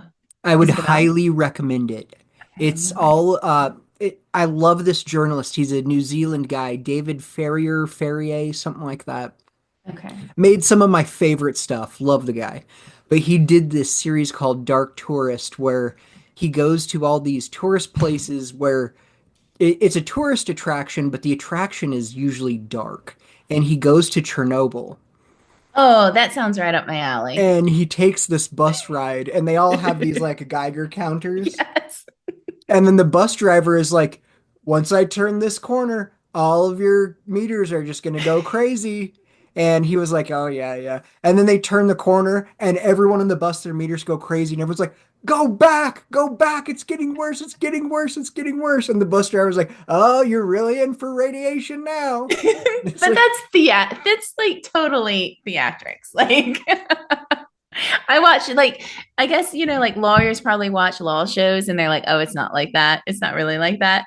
That is totally like I've watched some of those before and they do like they'll put on these white suits and they say like this white suit is going to protect them from the radiation. I'm like, no, that's actually just going to protect the planet from you contaminating it from after walking in all of that radioactivity. It's just so that you don't take it everywhere else, spread the contamination. It's not really going to protect you, but they do. They make it really good theatrics by showing all of those things. But I've got to watch that Dark Tourist. Dark That is Tourist. Yeah.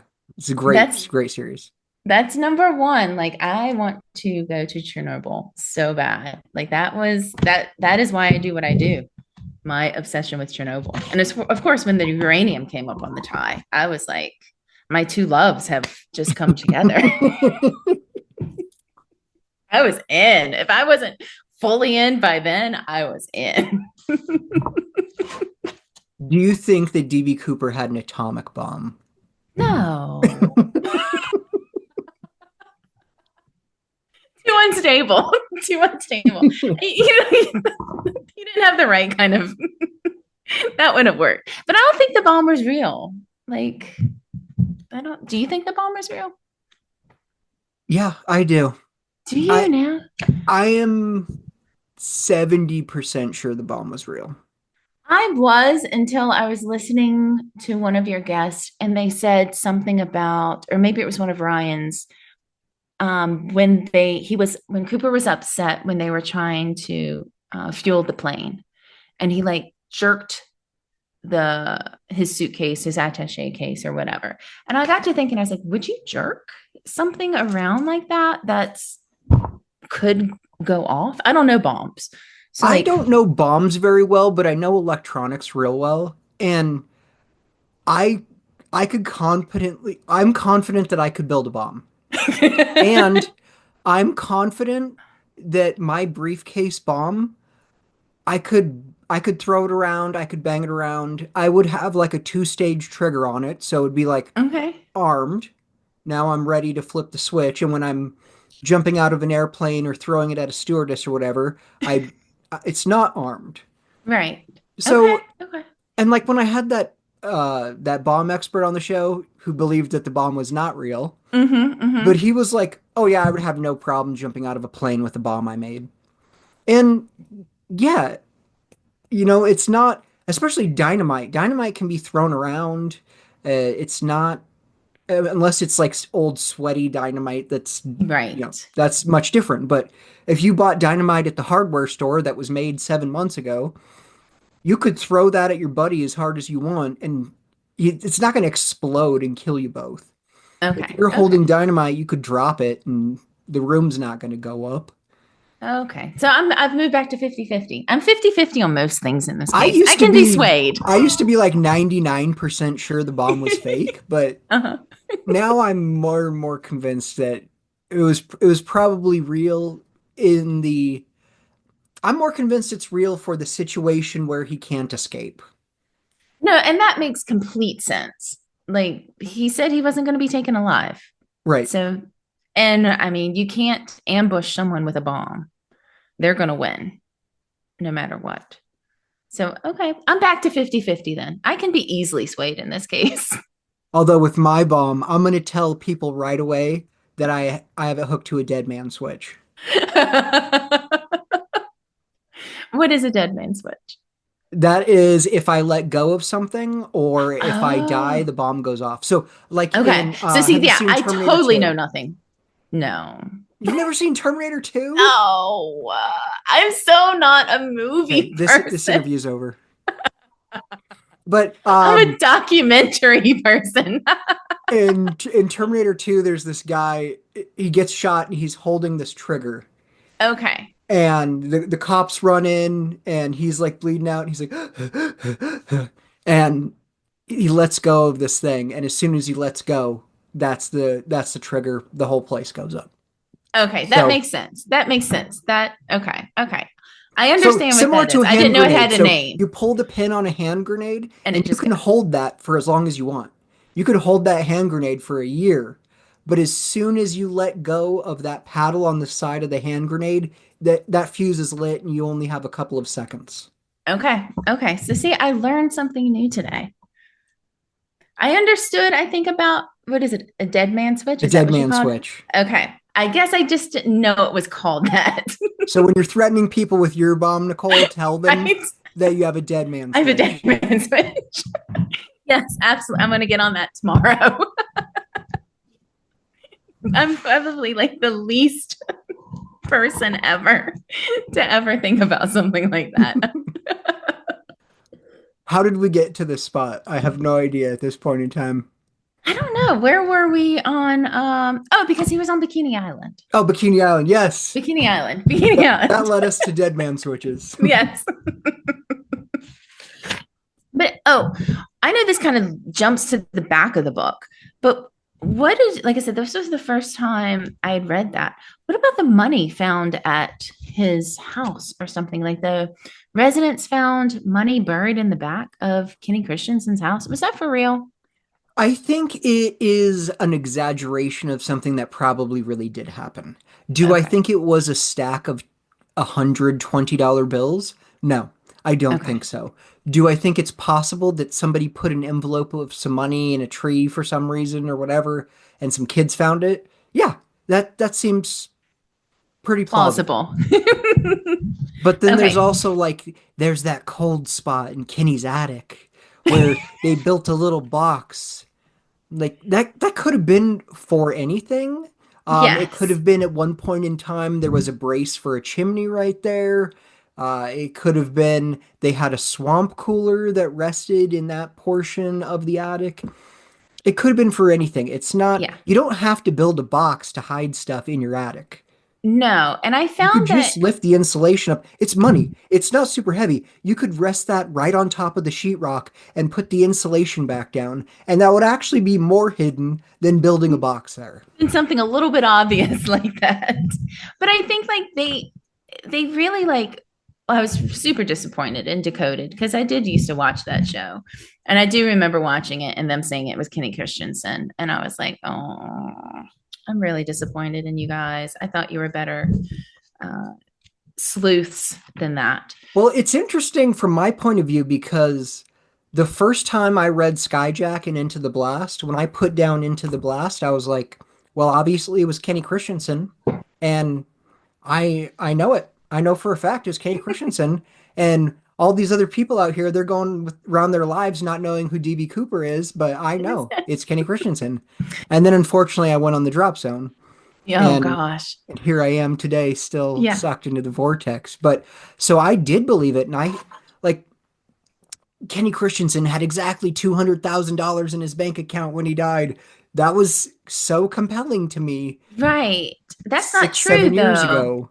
Well, Right? Was that it is true, truthful? Okay. but Okay.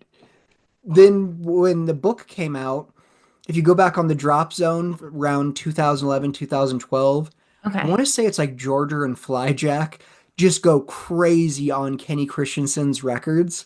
And then it's like, boom, he bought this land in this year, and boom, he sold it in this year. He made this much money that explains this. And Oh, Into the Blast is sort of just like, well, he also had a stamp collection he could have put money into. And it's like, no, that was just a weird geeky hobby. yeah, that was on the side. But I did feel like they tried to like anytime anyone was like, oh yeah, that, I guess that could have been. And then like when people didn't want to be involved anymore, he immediately was like, they don't want to be involved because they know something. And maybe they just don't want to be involved because they don't agree with what you were saying. They don't want to say this about their friend. But he immediately was like, they know something. It's a conspiracy. They know Oh, something. and on the flip side, if he's interviewing you and you're like, yeah, I don't think it was Kenny, it doesn't really match, and I talked to him about his money a lot and blah blah blah, then he would put write what you said, but then the next paragraph be author's note. Nicole doesn't know what Yes. she's talking about. Yes, he did write that. That was so true. He did write author's Yeah, note. because there's like two witnesses that said something that completely went against this theory he's laying Yeah. out, and there is author's note. Whatever she said, she was mistaken because she didn't know what I She know. didn't know what I know. That's true. I'd forgotten about that. But I do, I give him credit for driving up and sleeping in his car to do His all of those Subaru, interviews. Yeah. which is pictured in the book like two or three times. He loved that 87 Subaru. Wait, oh, I thought he had named it. He didn't name it. But yeah, and he was in Cle Elum. He went over to Cle Elum, right, to interview someone close to Cle Elum. Yeah, the Mike Watson's wife lives just outside Twisp, I think. Yeah, was it Katie Yes, or is it which that's not her Katie? real And name. Which I don't understand why he didn't fix that in the revised edition because that Brad okay, Meltzer's decoded names everyone. So Mike yeah, Watson's real name is Bernie Geistman. that's right. Yes, and well, and what's interesting too is he'll be like, "Oh, this is Katie, and here's her picture with Kenny Yeah. Christensen." So I'm kind of like, well, that really kept her anonymous. Well, I That mean, if I have you in my weird obscure book that you know is going to sell maybe 300 copies, um, you could go by a pen name, you could be Veronica Johnson, and then but yeah, it's your picture. And so unless one of your coworkers buys my obscure book about the history of banjos, then they're not going to right. know that you gave comments to that book. That's true. That's true because you wouldn't be able to Google search it because you changed my name. Right. Um, but that and he talked about the tie. Did you see what page was that on? The tie clip and hand dominance, page 93. He said that it was likely worn by someone left-handed. And I don't a man shirt button's different than a woman's shirt. And isn't a tie to hook the tie to the shirt? So Some of isn't them. it always going to be on the same side no matter what? Okay. But I don't think with a clip-on So tie like you would wouldn't have that clipped it always to your shirt. I don't know. It probably would have been a personal preference. Some of those tie ones will slide under your shirt, like you're saying, and then it would have gone from the right hand side. But I mean, I've worn something similar and not attached it to my shirt. So I guess it could be So on any side. And I think Ryan said that they would take it off and put it back on, like during, because they were two pieces of evidence. The tie was one piece of evidence, and the clip was one piece of evidence. So I think they would remove it sometimes and then put it back on. But he's trying to say that it was likely by someone who was left-handed, and Kenny was left-handed. right, Very and then Joe he Weber had thing one to witness say. that was like, "Oh, I specifically remember Kenny's mother of pearl tie tack." Which Yes. is so funny because five other suspects. Oh, I specifically remember his mother of pearl tie tack. Right. And I didn't know to bring back Jeffrey Gray. He went into the tie and the tie tack because he said the tie was J.C. Penney, but the tie tack was not J.C. Penney's, which I guess I thought it was a J.C. Penney's tie tack as well. But he said that J.C. Penney didn't sell that set.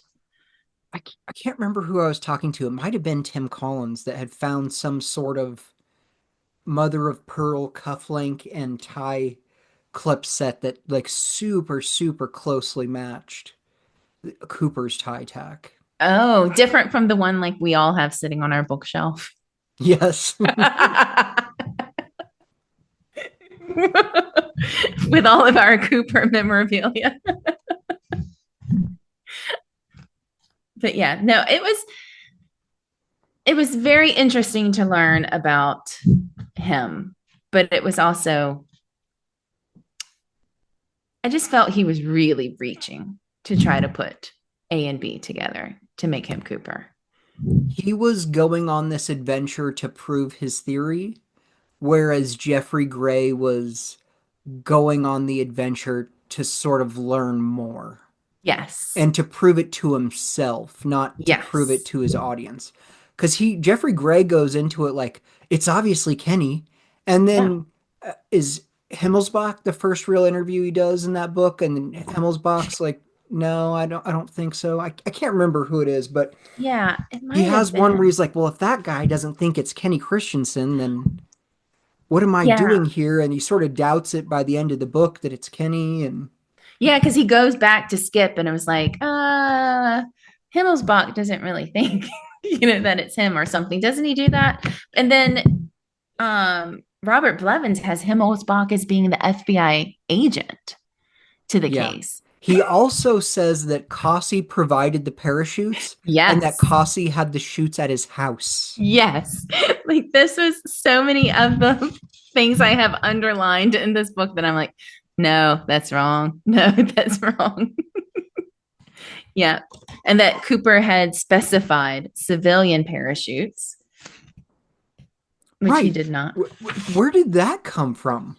I have no clue that. And And then then, he no, did. I forgive him on the one military, one sport shoot, because that was canon in the DB Cooper world for the longest time. that is If you true. even go to my early episodes, I'm saying Cooper got one military shoot and one sport shoot Right. Yeah, because I I do. didn't know any Yes. better at the time. No, exactly. And neither, I still don't know everything about parachutes, but I've definitely learned a lot more than I did like 5 years ago. I actually think I know some of the terms of things, and I know Right. about a D ring and a Navy versus an Air Force. I can use all the jargon, but have no idea what it really means, what No. it does, what it looks like. But I got all the terms Right. down. And I do know at least Cooper's was all attached, so he could not take his parachute off of his harness. No Cape Wells. That's it. So I was like, I do know that.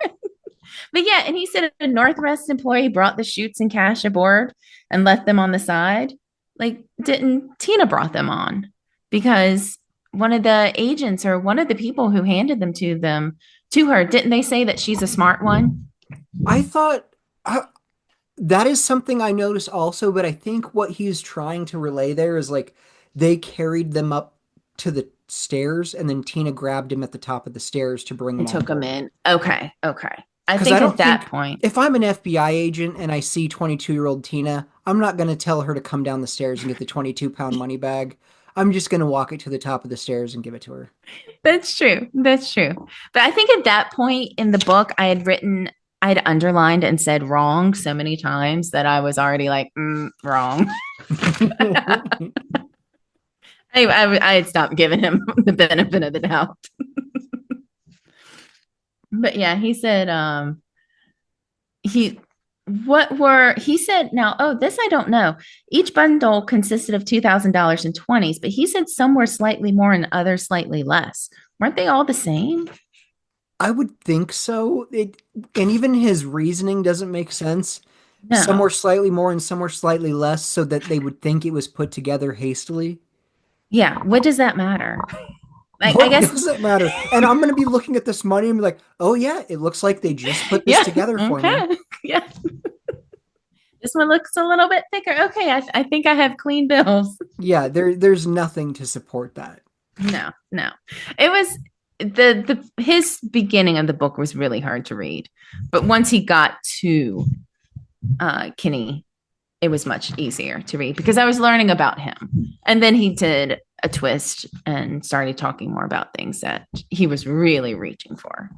And then And it a was hard lot for of me. repeating himself in the book. Yes, he did. There's I only felt, 160 pages or yeah, something like that, and a lot of things get repeated twice.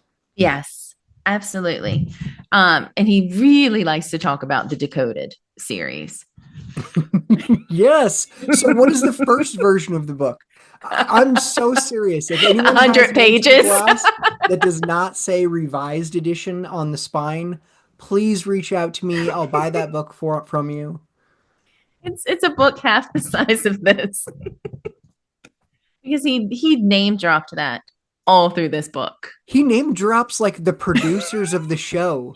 He has a picture. He has a picture of like one of the cameramen or something. Yeah, the associate producer. Yes. He has a picture of. And it's like he probably stole that from that guy's Facebook page or something. Yeah. It's like, hey, here I am in Seattle. Isn't it cool? Yeah, working on a show. And he's like, copy paste.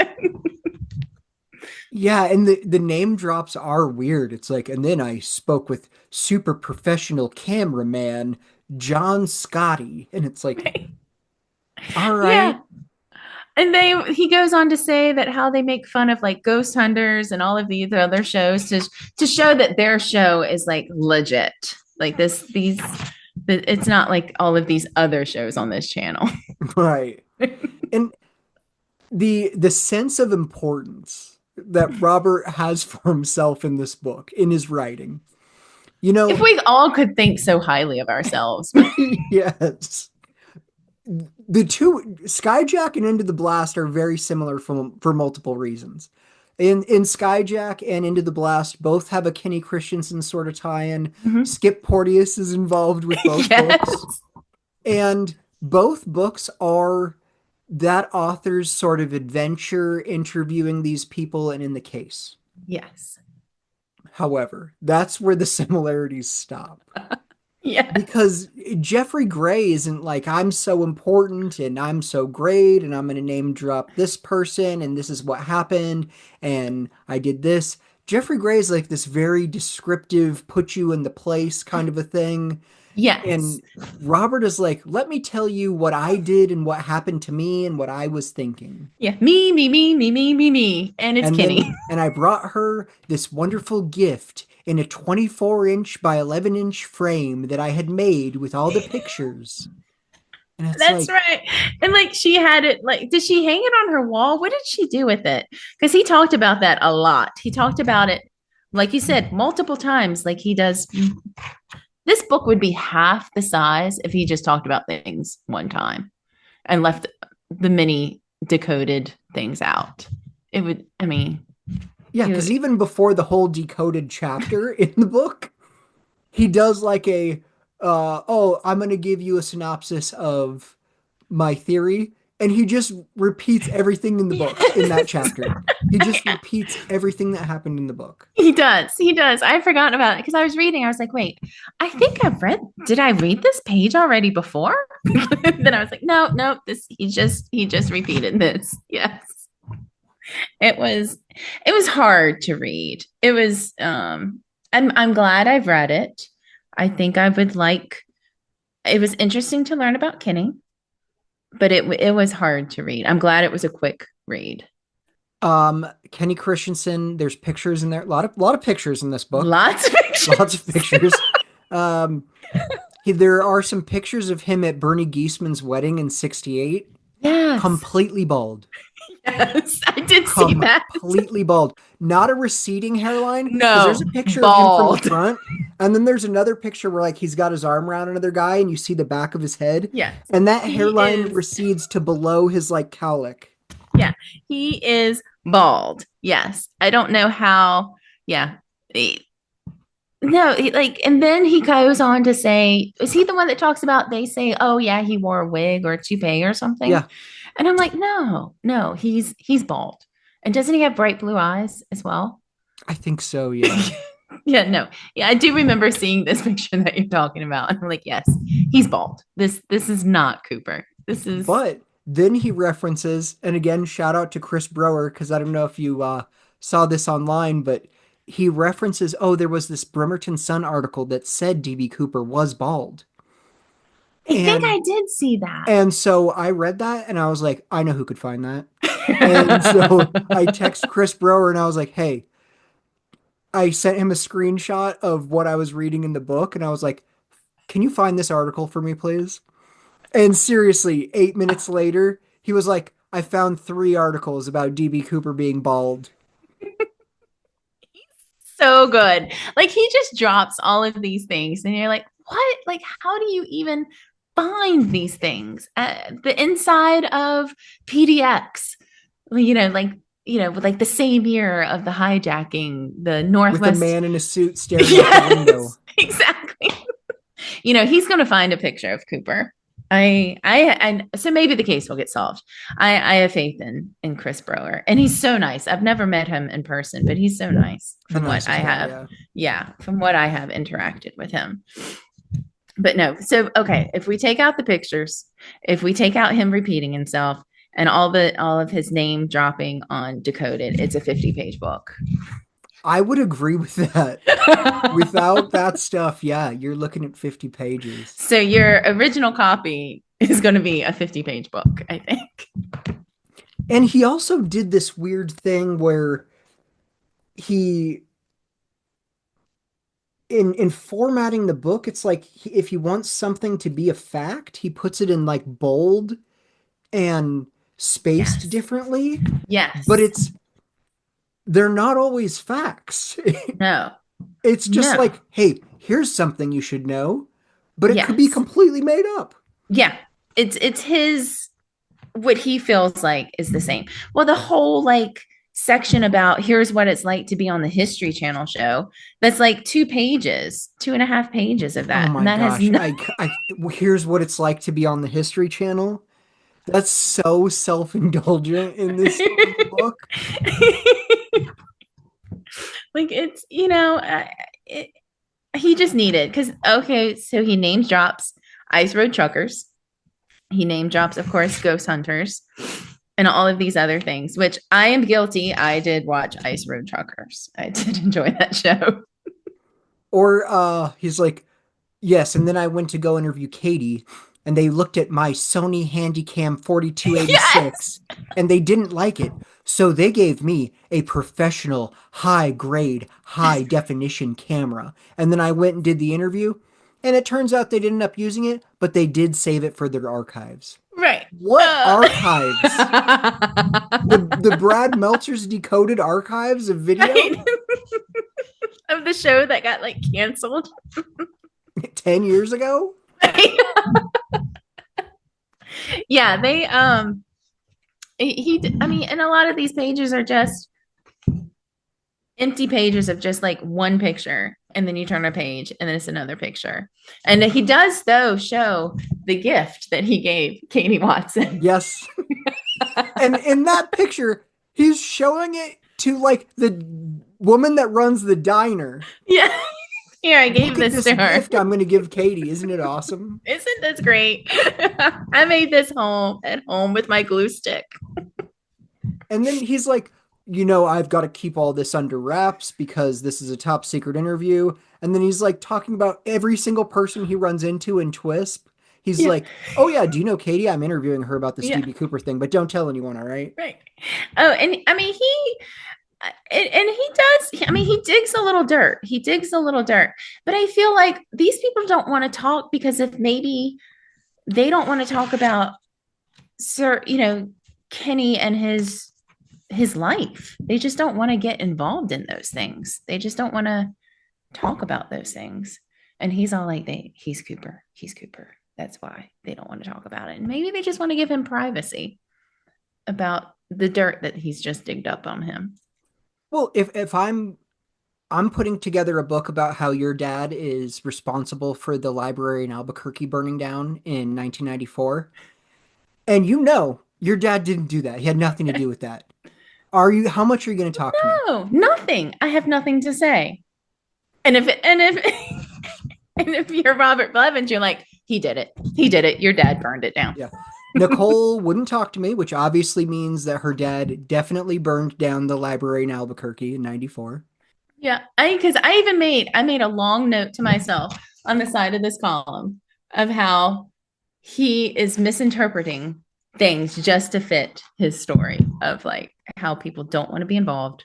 And he's like, oh, it's because. And then the nice picture of Katie on the other side. I forgot her name. I've been trying to remember it. I should have looked on the drop zone, but I knew Mike Watson was Bernie Gaisman. Does he say it later in the book?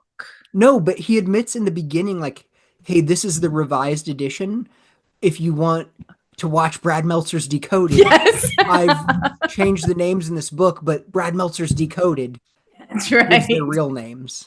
That's right. He does name drop that. So if you're going to do a revised version of the book and Decoded named them, which you're promoting the Decoded thing very heavily in this book, Yeah. why not then just scratch out Mike Watson and type in Bernie Geisman? If you already know that their name has been given out, then yeah, just do that. No, it's interesting. Have you ever met Robert Blevins? Oh yeah. Have you? Oh, that's right. He did Yeah, your a couple podcast. That's right. I skipped over those. I did listen to a lot of them, but when it was like, this person is clearly not Cooper, I've invited can't. Robert Blevins back on the show many times, although I don't know how stoked he is going to be about this book review. But it's an I older mean, book, and I'm it's an sure if he older rewrote it book. today, Robert, you did your best. You really believed in Kenny. And if Kenny was Cooper, this is a great book and you have great self-confidence. and I really do like Robert as a writer, which I'm kind of surprised now, knowing Robert, that this book is short because I have received maybe a dozen 10-paragraph emails from him. Yeah. And see, I've And never met him. I like Robert, and I really want him back on the show. And he's been saying for the longest time that he has this autobiography, Cooperland. And Okay. it if that got a release, Nicole, I would be lining up at midnight to get the first copy because I, I want to read that so badly. I mean, he does a good job. He did a lot of research. I give him that. He definitely put a lot into interviewing people. He did not mind sleeping in his car multiple times in the snow. I think he worked hard on this book. I may He not definitely did, yeah. agree. I may not agree with what he has to say, but we all have our opinion. And Kenny Christensen was sort of fed to him. I'm curious how did Skip find Robert Blevins? Oh, that's true because how did he find Jeffrey Gray? How was that in the beginning? Because he wanted to get in touch with Nora Ephron. Right. I And don't then remember how they got. how did Jeffrey get in? It was something like they just knew each other and he wanted to tell him one thing he was working on, or he was working with him on something else, and Skip was like, "Oh, you should hear about this weird thing that happened." Yeah, I know he definitely, yeah, searched him out and handed him all that information. Because I guess Kenny Christian's brother spent a lot of money to find Nora Ephron twice, right? To hand her his script or his idea of Yeah, not even a this. script. It was like, you know what would be cool? A movie about my brother being DB Cooper. So in anybody's, yeah, bless his heart. It's I feel for Kenny Christensen's brother. What was his name? Started with an L. Lyle. Lyle. That's it. I feel for him. I, he believed what he believed, and he was looking to get it out there in any way possible. And Skip went along for the ride. He was in. He wasn't. I think it is it in I think it's in Skyjack where he's like, I'm 90% sure Yeah. it's Kenny. And that was Yeah. when Jeffrey was like, I don't really think it's Kenny. Yeah, no, he was all in because I think what probably happened was he saw Jeffrey was like, I think I'm out, and then he went and find that's when he found Robert somehow and was like, hey, I got this story for you. I'm so curious how the two of them met. I gotta ask Robert about that. Yeah, because I googled Skip to try to learn more about him. There's not a whole lot out there about him. He passed away a couple years ago. Yeah, yeah. Um, because I think they were talking about he had aphasia and didn't do any interviews for a while or Yeah, something. because I reached out to him. It would have been like 2018 or something like that. And he's just like, I'm not doing interviews Mm. anymore. And just like a 2 sentence email response. And I was Oh, just kind of like, bummer. yeah, yeah. But It would have I been didn't know interesting. anything about his health or anything like that. No, and I think I only found that I think from like a Google just to trying to find out about him because I didn't really know anything about him besides the fact that he started with Skyjack with Gray and ended with Blevins um, in a crazy. I think he just kind of went off the deep end. It feels like he got in and was like blinders were up and all common sense went out the door. I think that happens. Yeah, Once you find a suspect and you've put in so much work to just, okay, well, that was wrong. I'm moving on is very hard to do. yeah. I get that. And that's what's hard because I respect everyone's research and time and effort and everything that they've put into their person. Like I totally respect that. I may not agree with their decision of who it is, but and that's what's so hard to kind of be like, I don't think it's that person, but I know you've put a lot of time in that, and I don't really want to be rude or disrespectful for everything that you've done. But yeah, I think it happens a lot. And I think it takes a lot for someone to come around and say, okay, I've gone down this rabbit hole. It's not this person. Now let's try something different. Yeah, that's a tough spot to be in, especially if you put years and years into it. Yeah. Yeah. And most people have. Oh, for Like, sure. like that's it's so I get it. So I get Skip and how much he's probably put into that. I get that, but it's hard. So I guess, I feel bad kind of being like, no, you were really reaching there, knowing how much they really believe what they're talking about. Yeah, and even in reading it, it seemed like he got some contrary evidence to what was going on, and instead of looking at that, he's just like, I'll just put an author's note next to that. Yeah. We're just gonna skip over that. Don't pay any attention to the man behind the curtain. Okay, one glaringly obvious omission from the Kenny Christensen story and Into the Blast that was there in Skyjack. Which I want to remember. I'm trying to think. No, tell me. Tell me. Kenny Christensen housing runaway boys. Okay. Yes. Okay. I was going to say that, but I didn't want to bring that up. Yes, he did leave that out, which I think maybe is why people didn't want to talk because maybe they were really good friends with him and they didn't want people talking about him in that way that could shed a bad And we're light talking on about him. older people, and this would have been 2011, which Yeah. doesn't seem like that long ago, but I It mean, only was. one or two Yeah. states would have had gay marriage at that point in time. Yeah. It was not widely accepted by people. So I think a lot And of that especially if was you were in them, your 50s or 60s or right? 70s. Yeah. So it's not. So a part of me does think that they were just like, I don't want to be involved. I don't want to talk about this. Like, this was my friend. I don't want to talk ill of him or in any way that may cast some shadow that people may try to judge him in any way based on these things. And I think that's a mistake to not include it because in Skyjack, when Jeffrey Gray goes to that his house in Bonnie Lake, he reaches out to a neighbor and is like, "Hey, do you happen to remember Kenny Christensen that lived here, died in '94?" "Oh yeah, that guy that had all them boys living with him." I know, that's so hurtful. The way that they would think about that thing, yeah. And you're right. It was less than 15 years ago. And look how far we've been able to come past that. But yeah, he definitely left that out. He just kind of glared over that. Yeah, because in Jeffrey Gray's book, he talks to one guy that ended up living with him for a while and was like, "Yeah, there were a lot of guys that came and went from that place," and I think he even says like some of them were like high school runaways, which is Yeah. that gets a little Well, bit slippery. it gets slippery, but you know what? He probably was just maybe helping them. Maybe he was just kind of giving them a home when they knew maybe they weren't accepted in their own home. Just, helping them out. I'm going to give him the benefit. Yeah, I was never in the house, so I have no idea what's going on in there. Because by every other measure, it seems like Kenny Christensen was a pretty good guy.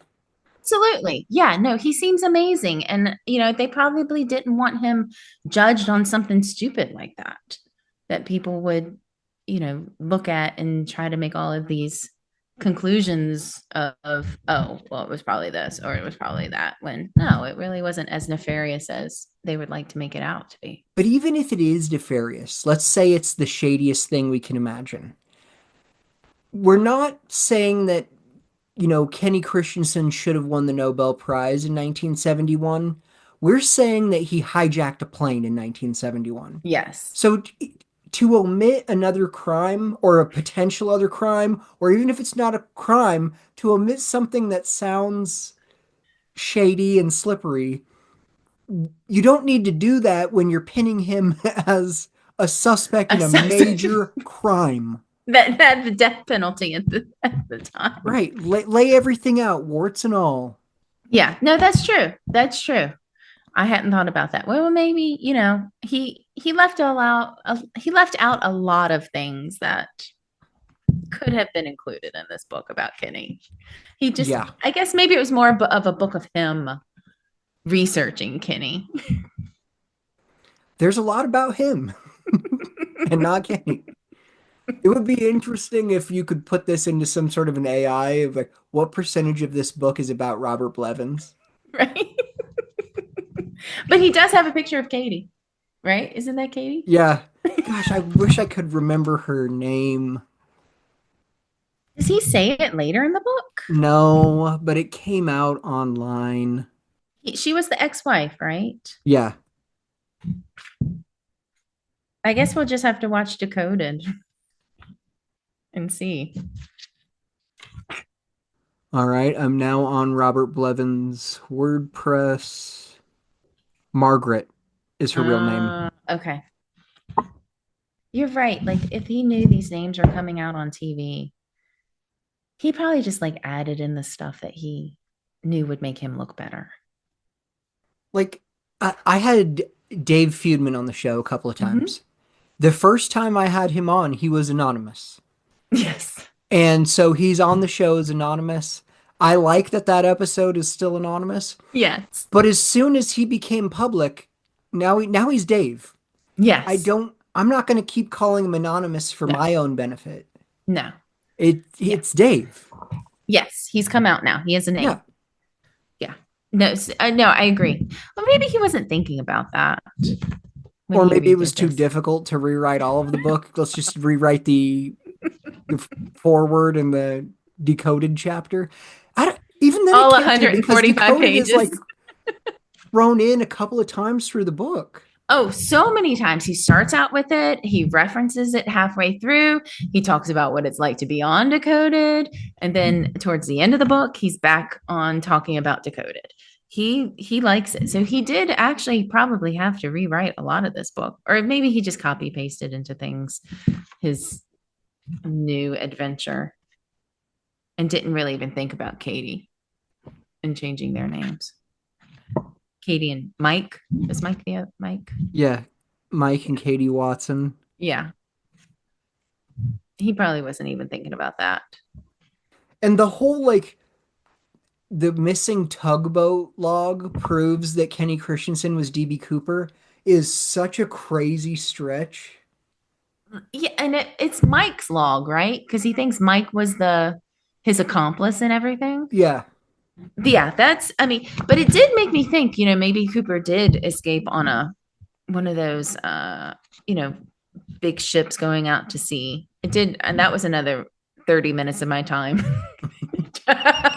thinking about that. So it did plant a seed of that. But yeah, he really went off and really tried to put things together that didn't go together. He he really worked hard on this. Would you recommend this book to other Cooperites? Sure. I think it's part of the journey. Don't you think? Would you? Oh, I would recommend every book to everyone. Yeah. I'm angry when I talk to a Cooperite that hasn't read some weird obscure book that only I have. Why haven't you read that yet? Yeah, I would absolutely recommend it. I mean, who knows? He may have a fact in here that could lead to finding Cooper.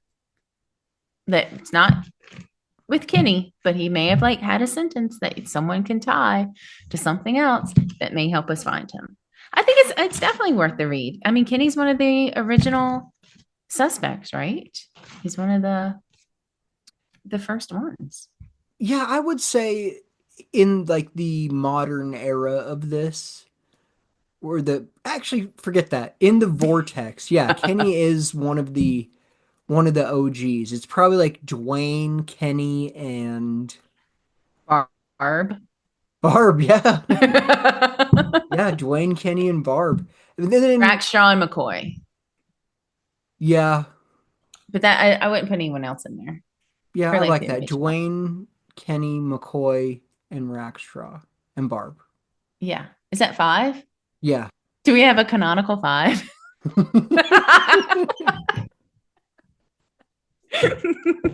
I hate that Rackstraw is in there though. I do too. I do too.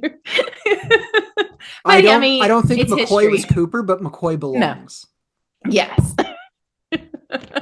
It's history. We can't rewrite what they've who they've interviewed. But no, I would interview it. I mean, I would recommend this for people. I mean, What it's grade an would you give easy. it? Out of four parachutes, I'd give it one. How about you? One is probably the right answer. I kind of want to give it two just because I like Robert and it was my like I truly believed it was Kenny Christensen for a little while. And I can't fault you for that because I thought it was Weber.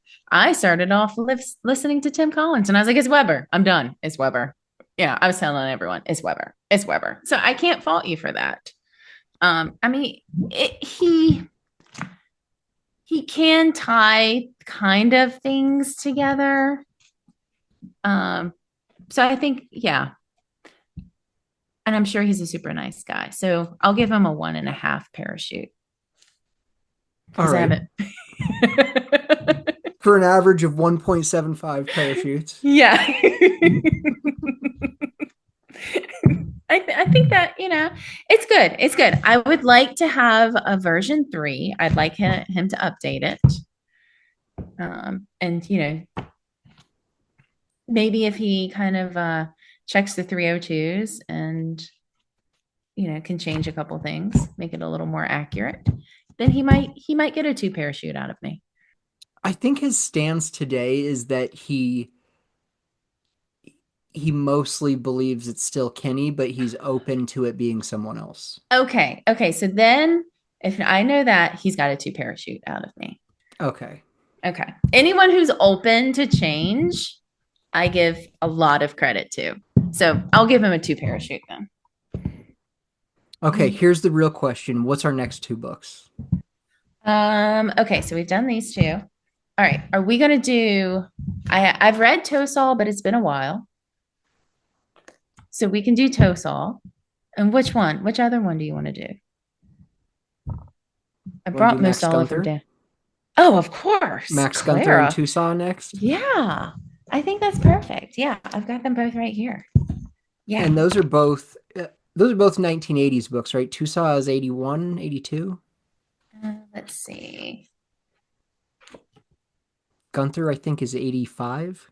84 is what's 84. in this Okay. one. And Gunther is 85. So 84 and 85. Yeah. All right, Tucson and Gunther it is. I'm excited. I'm excited to talk about Clara. Do you think Barb's Clara? I want her to be so bad. Me I too. want her to be so badly. I so want her in the case. So like I want her around. And it will be really interesting because the last time I read that book, there was no affiliation with Barb and Clara for me. No, absolutely. I think it's going to be really interesting. Even with I think Tosol is probably one of the more recent ones that I've read. So it'll be interesting to read that after having been to, I think I read that before I went to CooperCon 2 years ago. So it's been 2 years since I've read it. Want to know So I think something it'll be real good. weird about the Yeah. Gunther book? Yeah. Let me see. For whatever reason, I have a bunch of them. I have 4 of them. These aren't my ones on my shelf. These are my 3 that aren't as nice as the one that I have. But I've got a friend that owns a bookstore, and someone donated a bunch of books, and one was in there, and he just gave it to me, and I was like, dude, that's probably worth like $25-$30. Oh, maybe more than that. I can't remember no, Gunther I got for a good deal. I paid a little bit more for the Tusal book. Because Gunther, I mean, this was a big book. They made a lot of copies of this. Yeah. But I did have one paperback, which I've never seen a paperback Gunther. No, I've only seen the hardbacks. Yeah, because I think the Gunther book was not that bad, but my heart broke a little when I bought the Tusal book because after I paid for it, I got it in the mail and there's a sticker on the front that says $5. And that's not what I paid. Well, I know you've heard me say it because I've said it on the show 9,000 times, but if I could go back in time and give myself advice about this show, the only thing I would tell myself is buy all of the books because Yes. you're going to spend the next 4 years promoting obscure books and no one cares about them at all right now. No, we're I all going to be looked it up hunting for them. because someone was like, "Oh yeah, look at this copy of The Real McCoy for like $800." And then I was like, I had to go on I can't remember if I bought it on Thrift Books or used on Amazon, but I pulled it back up and it was like, I paid $11 for Oh, The Real McCoy. I paid nothing for Tucson and Himmelsbach, and my Tucson and Himmelsbach books are signed. oh, that's fantastic. My Himmelsbach came from thanks to Ryan Burns telling us that I think his grandson sells them on eBay. That's how I got my Himmelsbach book. Because if you look anywhere else, they charge an astronomical price for those as well. But I think it was Ryan that said, look on eBay. Is your that's Himmelsbach right. book signed? No, I don't think so. No. Okay, that's weird because a lot of them were. Really? A lot of them were.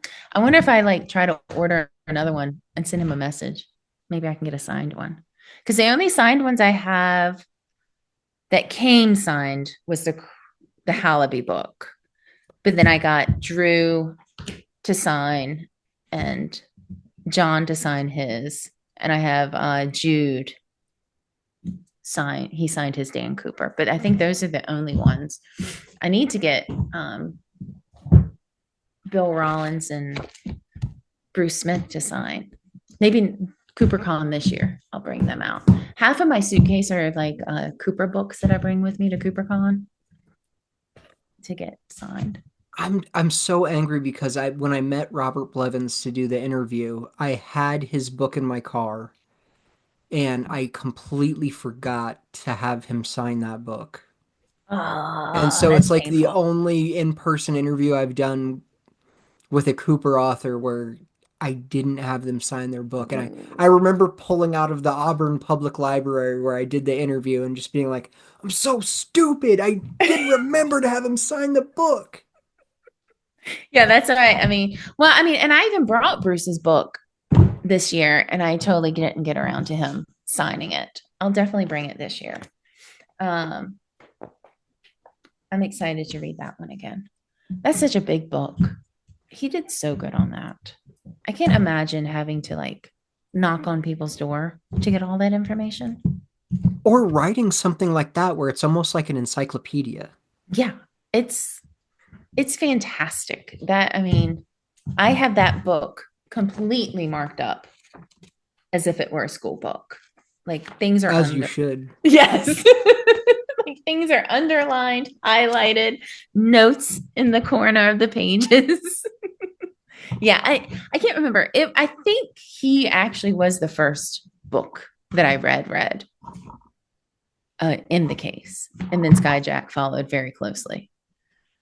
And then I think it might have been Gunther's book because it's been a while since I've read Gunther and Tussaud. So I'm excited to read those again because I've forgotten so much about Clara and the actual, like, I know the gist of the story, but I forget some of like the little details in it.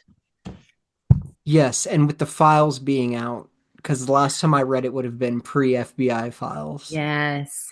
I'll be more excited about some of the minutia and small details in Yeah. that and different Yeah. angles.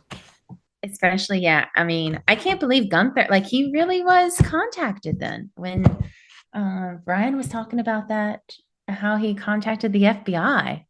I was not expecting that at all. In one of my copies of Max Gunther, there's a sticker on the inside that says $6. I don't have any stickers. Oh, well, I just have that it was $14.95, like on the thing. I don't have a sticker. The only one I have a sticker on is Tussaud. And then there was another one.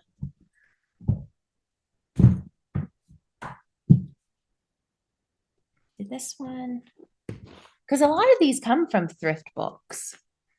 Yeah, my copy of The Real McCoy has the Dewey Decimal System on the spine and like Omaha Public Library, the folder That's for the awesome. checkout card on the inside Oh, that's fantastic. because it's a pre-computers library book. Yes.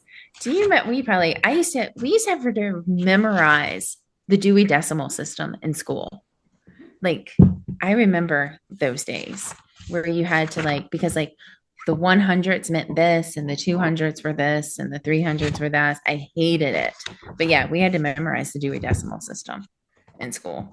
Oh, I remember in school learning like, hey, you're going to pull these cards out of this chest. You're going to flip through them to find the book you want, and it's going to say 636.2334, and Yeah. then you're going to go find that on the shelf. But it was fun. It was like an adventure. Now we can just like pull it up on our computer. And or they're alphabetical now or something. Oh yeah, I was just at the library with my son and he wanted this very specific book. And so we just walked up to a computer that was at the library, typed it in, and it gave us exactly which section of the library it was in and the number and everything.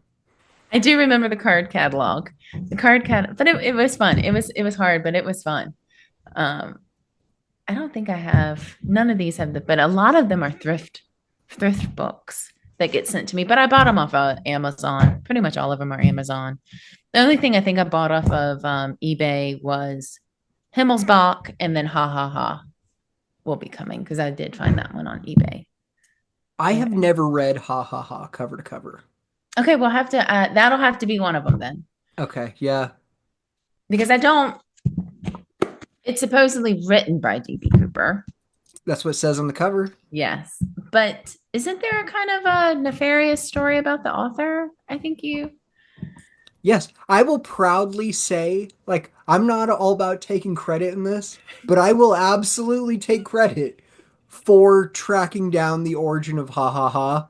And, like, Blevins made a video or something about it, and he's trying to take credit for it, which makes me so mad because when I was like, hey, this is it, I remember Blevins on the drop zone saying, like, you're telling me this felon in jail wrote Ha Ha Ha? This seems so unlikely. And now he's like, well, it turns out in this, and this is exactly what happened, and I uncovered it. And it's like, I spoke with Judy Van Cleef. And it's like, no, you didn't. It took me so long to track that down. And then they gave me a fake name. And then I tried searching every variation of the fake name. But the fake name was close enough Oh. that with one of my intentional misspellings of the name, led me to a website where his name was misspelled once on that website to match my bad misspelling. And it was like, I forgot what they told me his name was. It was like, they told me his name was like Rod Atchison or something like that. Uh-huh. And so I was trying every variation of that, trying to find anything I could. And I typed something in and it led me to this, like a GeoCities website that was set up a million years ago where, to have an animation on your website was crazy. Yeah. Yeah. And it looked like it was a 20-year-old website. And it was this plague of justice.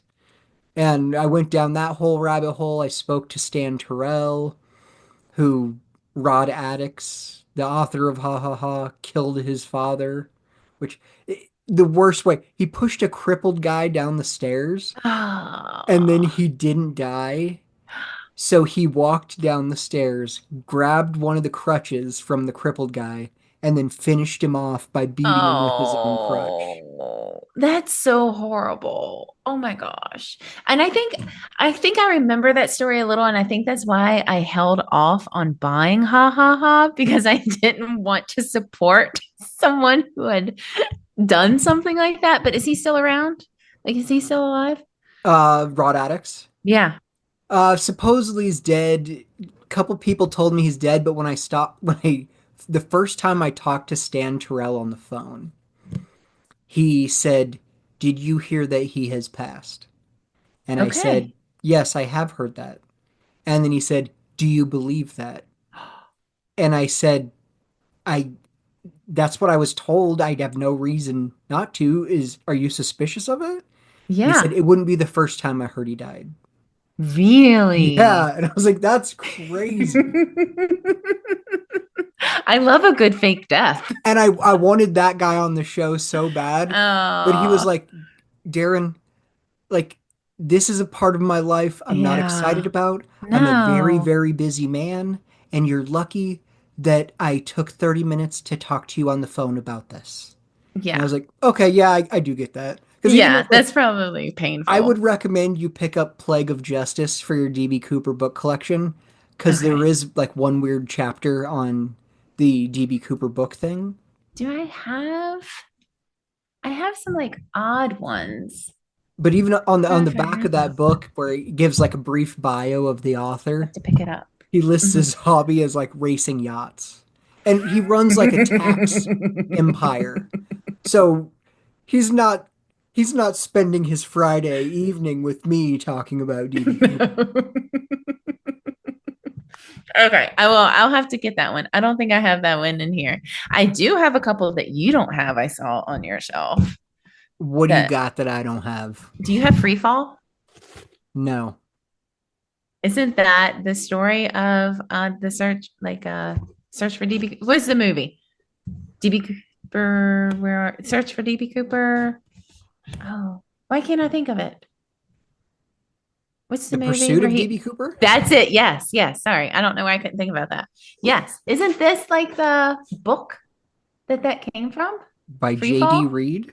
Yeah, look it up. I'm pretty sure Free Fall came that the Pursuit of DB Cooper came from the book Free Fall. I've not read it yet because I just got it in the mail not too long Okay. ago. Do you have Diary of a Hijacker? No, I don't. It's about DB Cooper. Hmm. Who wrote that? This is Richard Kavanaugh. How do I not have that? I don't know, but I did notice it, and I didn't want to brag on Facebook. But I was like, No, yeah, you're just gonna I wait think. till you're on my show to brag to me about it? Thanks a lot. But I did see that, and I was like, oh, I think I have a few that he doesn't have. Um, but I think the other ones we have. You have Cooper's Loot, because I think I got that from your list, right? Yeah, I do have Cooper's Loot. There's like a newer children's book on DB Cooper where he has like a oversized head on the cover. Uh-huh. I'm not sure if I need that in my collection or not. Know if I have that one. I have like a couple weird ones. I have Final Descent, which is like that's the one I was telling you about. It's kind of it's a fiction Cooper book. Um, and it's like a guy from Whidbey Island writes those. Evidently, he's written a couple of them, but only ones about DB Cooper. Uh, oh, it's not this one. It's a different one. The one with the big headed Cooper. Yeah, I have that one. I had that guy on the show. I like that guy a lot. Tom Sullivan. That's right. Yes, yes. I do remember listening to that one. That one's been a while ago, I think.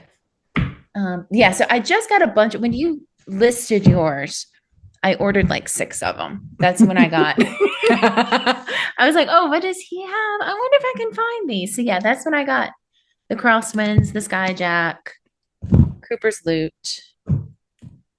Okay. I guess I ordered a lot from your list. Getting the Truth. I am DB Cooper. Joe Caney. You had him on your show. Yeah. Um, Yeah, I like that guy a lot too. Yeah. Worked the Jimmy Hoffa case for a while. Really? Yeah. Oh, that's interesting. Oh, I do have a library one. Yeah. Do you have this one? I think you have this one, right? I think I do have that one. I don't think it's on my DB Cooper shelf right now. Yeah. Because I think my daughter Oh, was going to read that. they have it marked as discard. That's painful. But that book, that's like it's like an overview kind of a thing. It's not, there's no theory, Yeah. it's just kind of like, hey, here's some interesting things about the DB Cooper case. Yeah. This is the first time I've like flipped through it. There's Barb. There's Larry Carr. Oh, look. There's Kitty. Yeah, it does seem like a pretty easy read short book. Yeah, I just kind of got a bunch of them in the mail from Amazon to try to catch up to you. I'm so angry about that Diary of a Hijacker one. It has a great cover too. It has a fantastic cover. Why Like, don't I have that? I don't know. I mean, it's a really good one. It's what year is it? 2012. Like I said, I haven't gotten into it yet to read, but It's a big book too. it's a really big book. It's 383 pages. It's a decent read. You've read that one? No, Oh. no, not yet. No. He does, I guess it gives a brief history of the hijacking craze, the exciting years between the assassination of JFK and the resignation of Richard Nixon. So it probably covers a bunch of things. But yeah. I guess I should have in my collection also that I don't is The Skies Belong to Us I just got that one in by the mail. Brendan Kerner. I think there's 3 paragraphs about DB About Cooper it? in that. Okay. That But just came in the mail. It's sitting like on the coffee table in there. Yeah, I should have brought it in here. But yeah, I was like, let me bring my books in. But yeah, no. I do because I'll do like a search every now and then to see what popped up. And that's how I came up with this one. Because it popped up and you couldn't buy it yet. So I'd like saved it on my list. I think you could download it, but you couldn't get like a actual copy of it yet. yeah, but a download I can't look at on my bookshelf. That's exactly. I like a bookshelf. I love a bookshelf. Like I said, they are like trophies. I have read it. I have read it. I have read it. They're little trophies. I will get rid of a book that I've never read, but I'm not getting rid of a book that I did read. Absolutely. And I have a hard time lending books away because I've become really attached to them because I'm like, oh, I don't know. Like, and I will dog ear a book. Like my books get worn because I want it known that I read this book. I'm not don't give me like a book, page bookkeeper kind of thing. I'm gonna dog ear it. I'm gonna write in it. I'm gonna use my book. I was making notes in my phone, and my wife was like, "Why don't you just make a note in the book?" And I was like, "Well, not this book." Well, okay. And then she was like, "Well, are you worried that it's going to decrease its value?" And I was like, "No, I just it's my part of my DB Cooper collection." And then she's like, "Well, wouldn't that make it more valuable if it had your notes in it?" And I laughed and I was like, "Maybe to a handful of weirdos, Yeah, but for you. Yeah. Yeah. Read by Darren. right. This was Darren's copy of Into the Blast." You could probably get a good penny for it. But if I would you say had it's that worth at copy, least 4% more with my oh, handwritten notes in it. but if you took those handwritten notes while you were interviewing the author, then I mean, that's for real. Cause then you could like have an insight on what they were saying. That could at least give you 10% more. That's true. Now Mhm. it's worth $11. Yeah. No, but I think maybe some of these I won't write in. I don't know which ones yet. I haven't written in either Gunther or Tucson's book. I haven't written in those, but I've written in a lot of them. I don't feel bad about it. My second edition of DB Cooper and the FBI is full of notes. Because that was like my podcast handbook that I had next to me for quite a while. Oh, I bet. This is the third edition I think I That's the have. third edition. The second Yeah. edition is like a brown It's color. brown. It's the one that Grider has, right? The one he Yes. keeps. And I remember I was talking to Bruce and Marty one time, and I was like, "Oh, I just need to get a copy of that first edition. Like, I have to have it."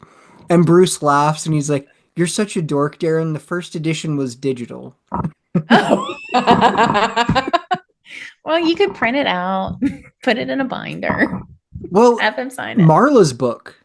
Yeah, I I read don't have Marla's that. book. Okay. If you want a physical copy of Marla's book, the last time I checked, it's some weird like print to order thing, and it was going to be like $88 or something, like a Oh. crazy price for the Yeah. book. And after reading it, I don't know that I need a physical copy that bad. Okay. Okay. It's a pretty, I mean, it's a good book, but there's less DB Cooper and more the story of Marla and her family. Okay. Okay. Well, it's okay, so it would be like a 1.5 parachute kind of book.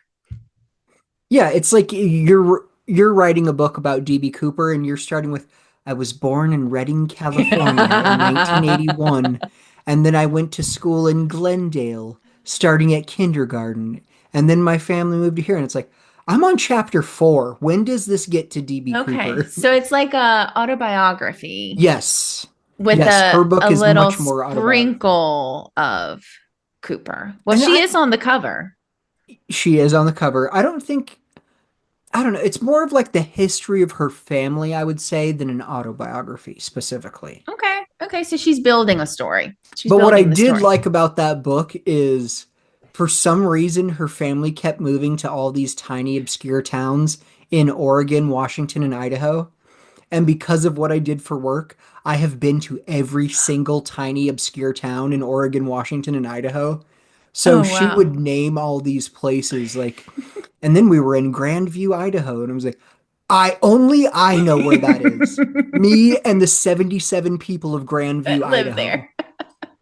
Yeah. And it's like, and then we moved to a house in Rose Valley, Washington. I was like, I know exactly where Rose Valley is. You take the road all the way from Kelso. It's not even a real city, but everyone knows it as Rose Valley.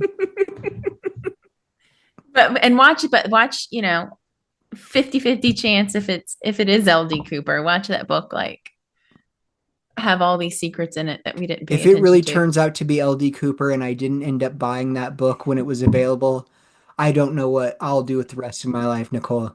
Just lay in bed every night. I could have bought that book. You could have had that book.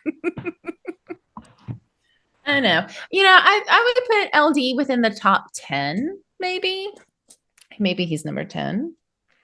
But, they did interview him. He had some reasons. He came out of a mental hospital and, he's got the background. That could be it. But, I'll give him a top 10. Definitely not the top 5.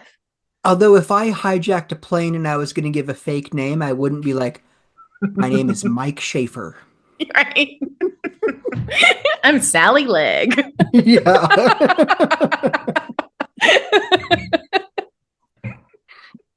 Yeah, a little bit not as creative as you would think. No, but maybe he thought he was doing really well. He wouldn't have to remember so much of a name.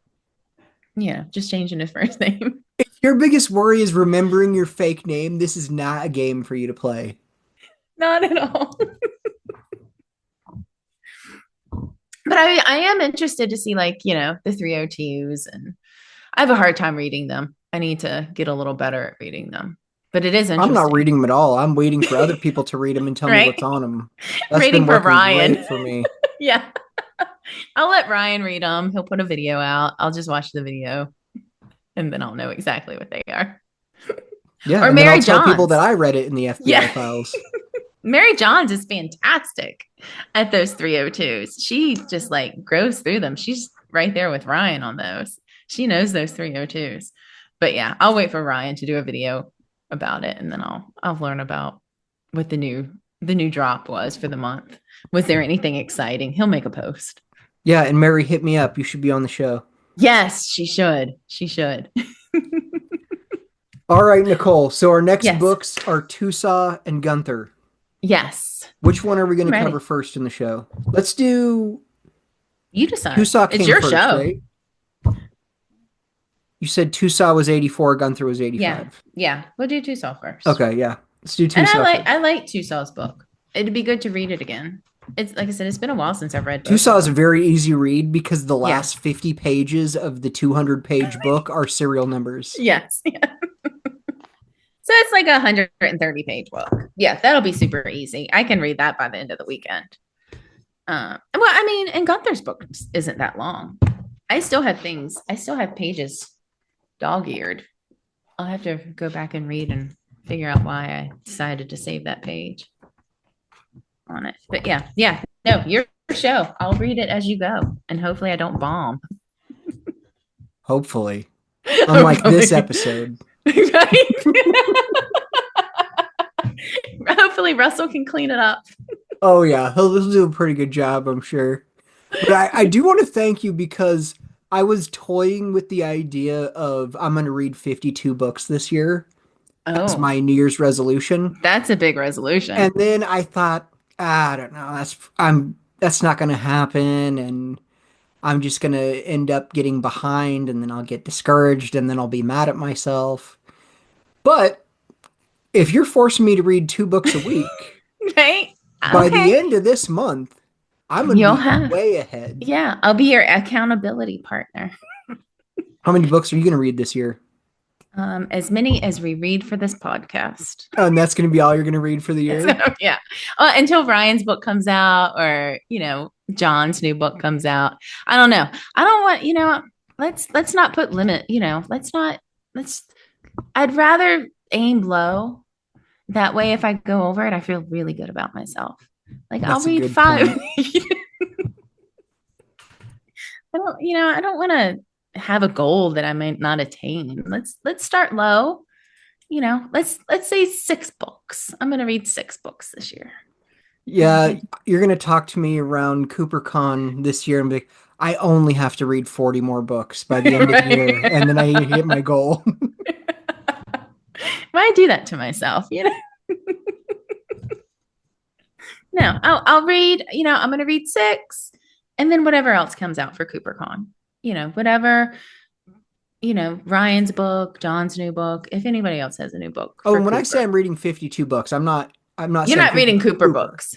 Yeah, no. But I am counting Cooper books as books I've read. Yeah. Okay. No, that's good. I mean, I have like 6 books on the side about the Navajo and uranium that I've been reading.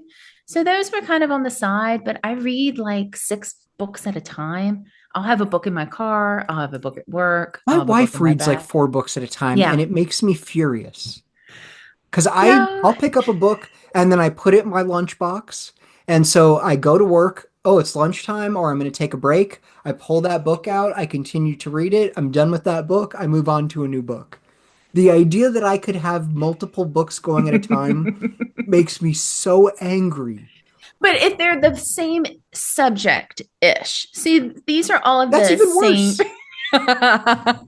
That's even worse. Just finish one book. Well, I did that for a while. I do that with Cooper books because I do find myself getting them confused, being like, oh, was that in this book or was that in that book? So for Cooper books, 1 at a time. But any other book, I'll have at least 3 going at once. That's completely unacceptable. But maybe I'll hit 52 or 54. You're right. 54 partially read books. Yeah. I've read the first chapter of all of these books. And then I can use next year to read chapter 2 for all of those books. But you'll learn. And then in 100 years, you'll have all of the books. I'll have all of them read. It'll be good. All right, Nicole. I will see you next time for Tucson and Gunther. Yeah, I'm looking forward to it. I am as well. Yeah. I really appreciate you doing this, and I think you're the perfect person to do this book review show with. Thank you. Hopefully I can pull it off. I think you're doing a good job so far, but we'll see what you do next time. Okay. All right. Thank you so much, Nicole, and we'll see you shortly. Yeah. Thanks for having me. You can find Nicole on the DB Cooper Mystery Group on Facebook, or catch her here for the next episode of our book review series. Do you have family secrets that may help solve the case? Questions, comments, hit us up. You can find us on Instagram or Twitter, or you can email us directly, dbcooperpodcast@gmail.com. Links to all that in the show notes.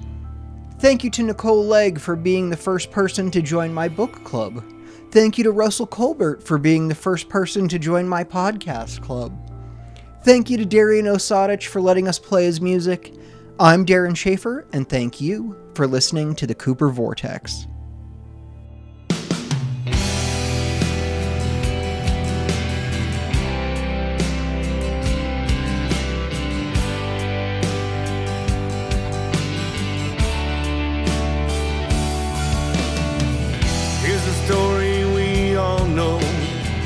About a man many years ago, hijacked a plane, so we were told. Then he jumped into the cold. Lights are burning and a cigarette. He's in the air, the stage is set. Polite and kind, the people say it's time to make his getaway. This is how the story goes about the money and the man. Cooper, they call me now. Catch me if you can. Rolled up in his coat-built tie. He's got enough to change his life. Where he landed, no one knows. But from his tale, a legend grows. Was a cold, dark, rainy night. As he walked, he saw light. Held his cash close to his side. Just needs to catch a ride. This is how the story goes about the money and the man. D.B. Cooper, they call me now. Catch me if you can.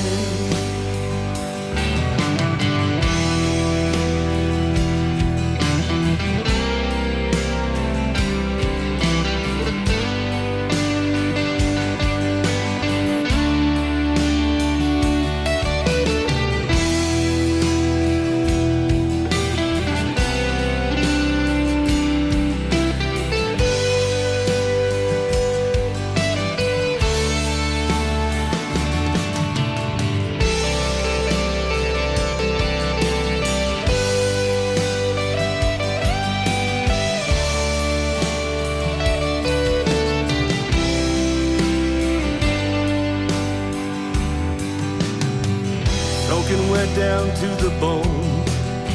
Look for a place to use the phone. Little cafe outside of town. He walked in, he just sat down. Met a man with a cowboy hat who told a friend right where he's at. Into the night he disappeared, and from that night a legend reared. This is how the story goes about the money and the man. D.B. Cooper, they call me now. Catch me if you can. 40 years, the secret's out. The story has been told. D.B. Cooper's done running now. He was 80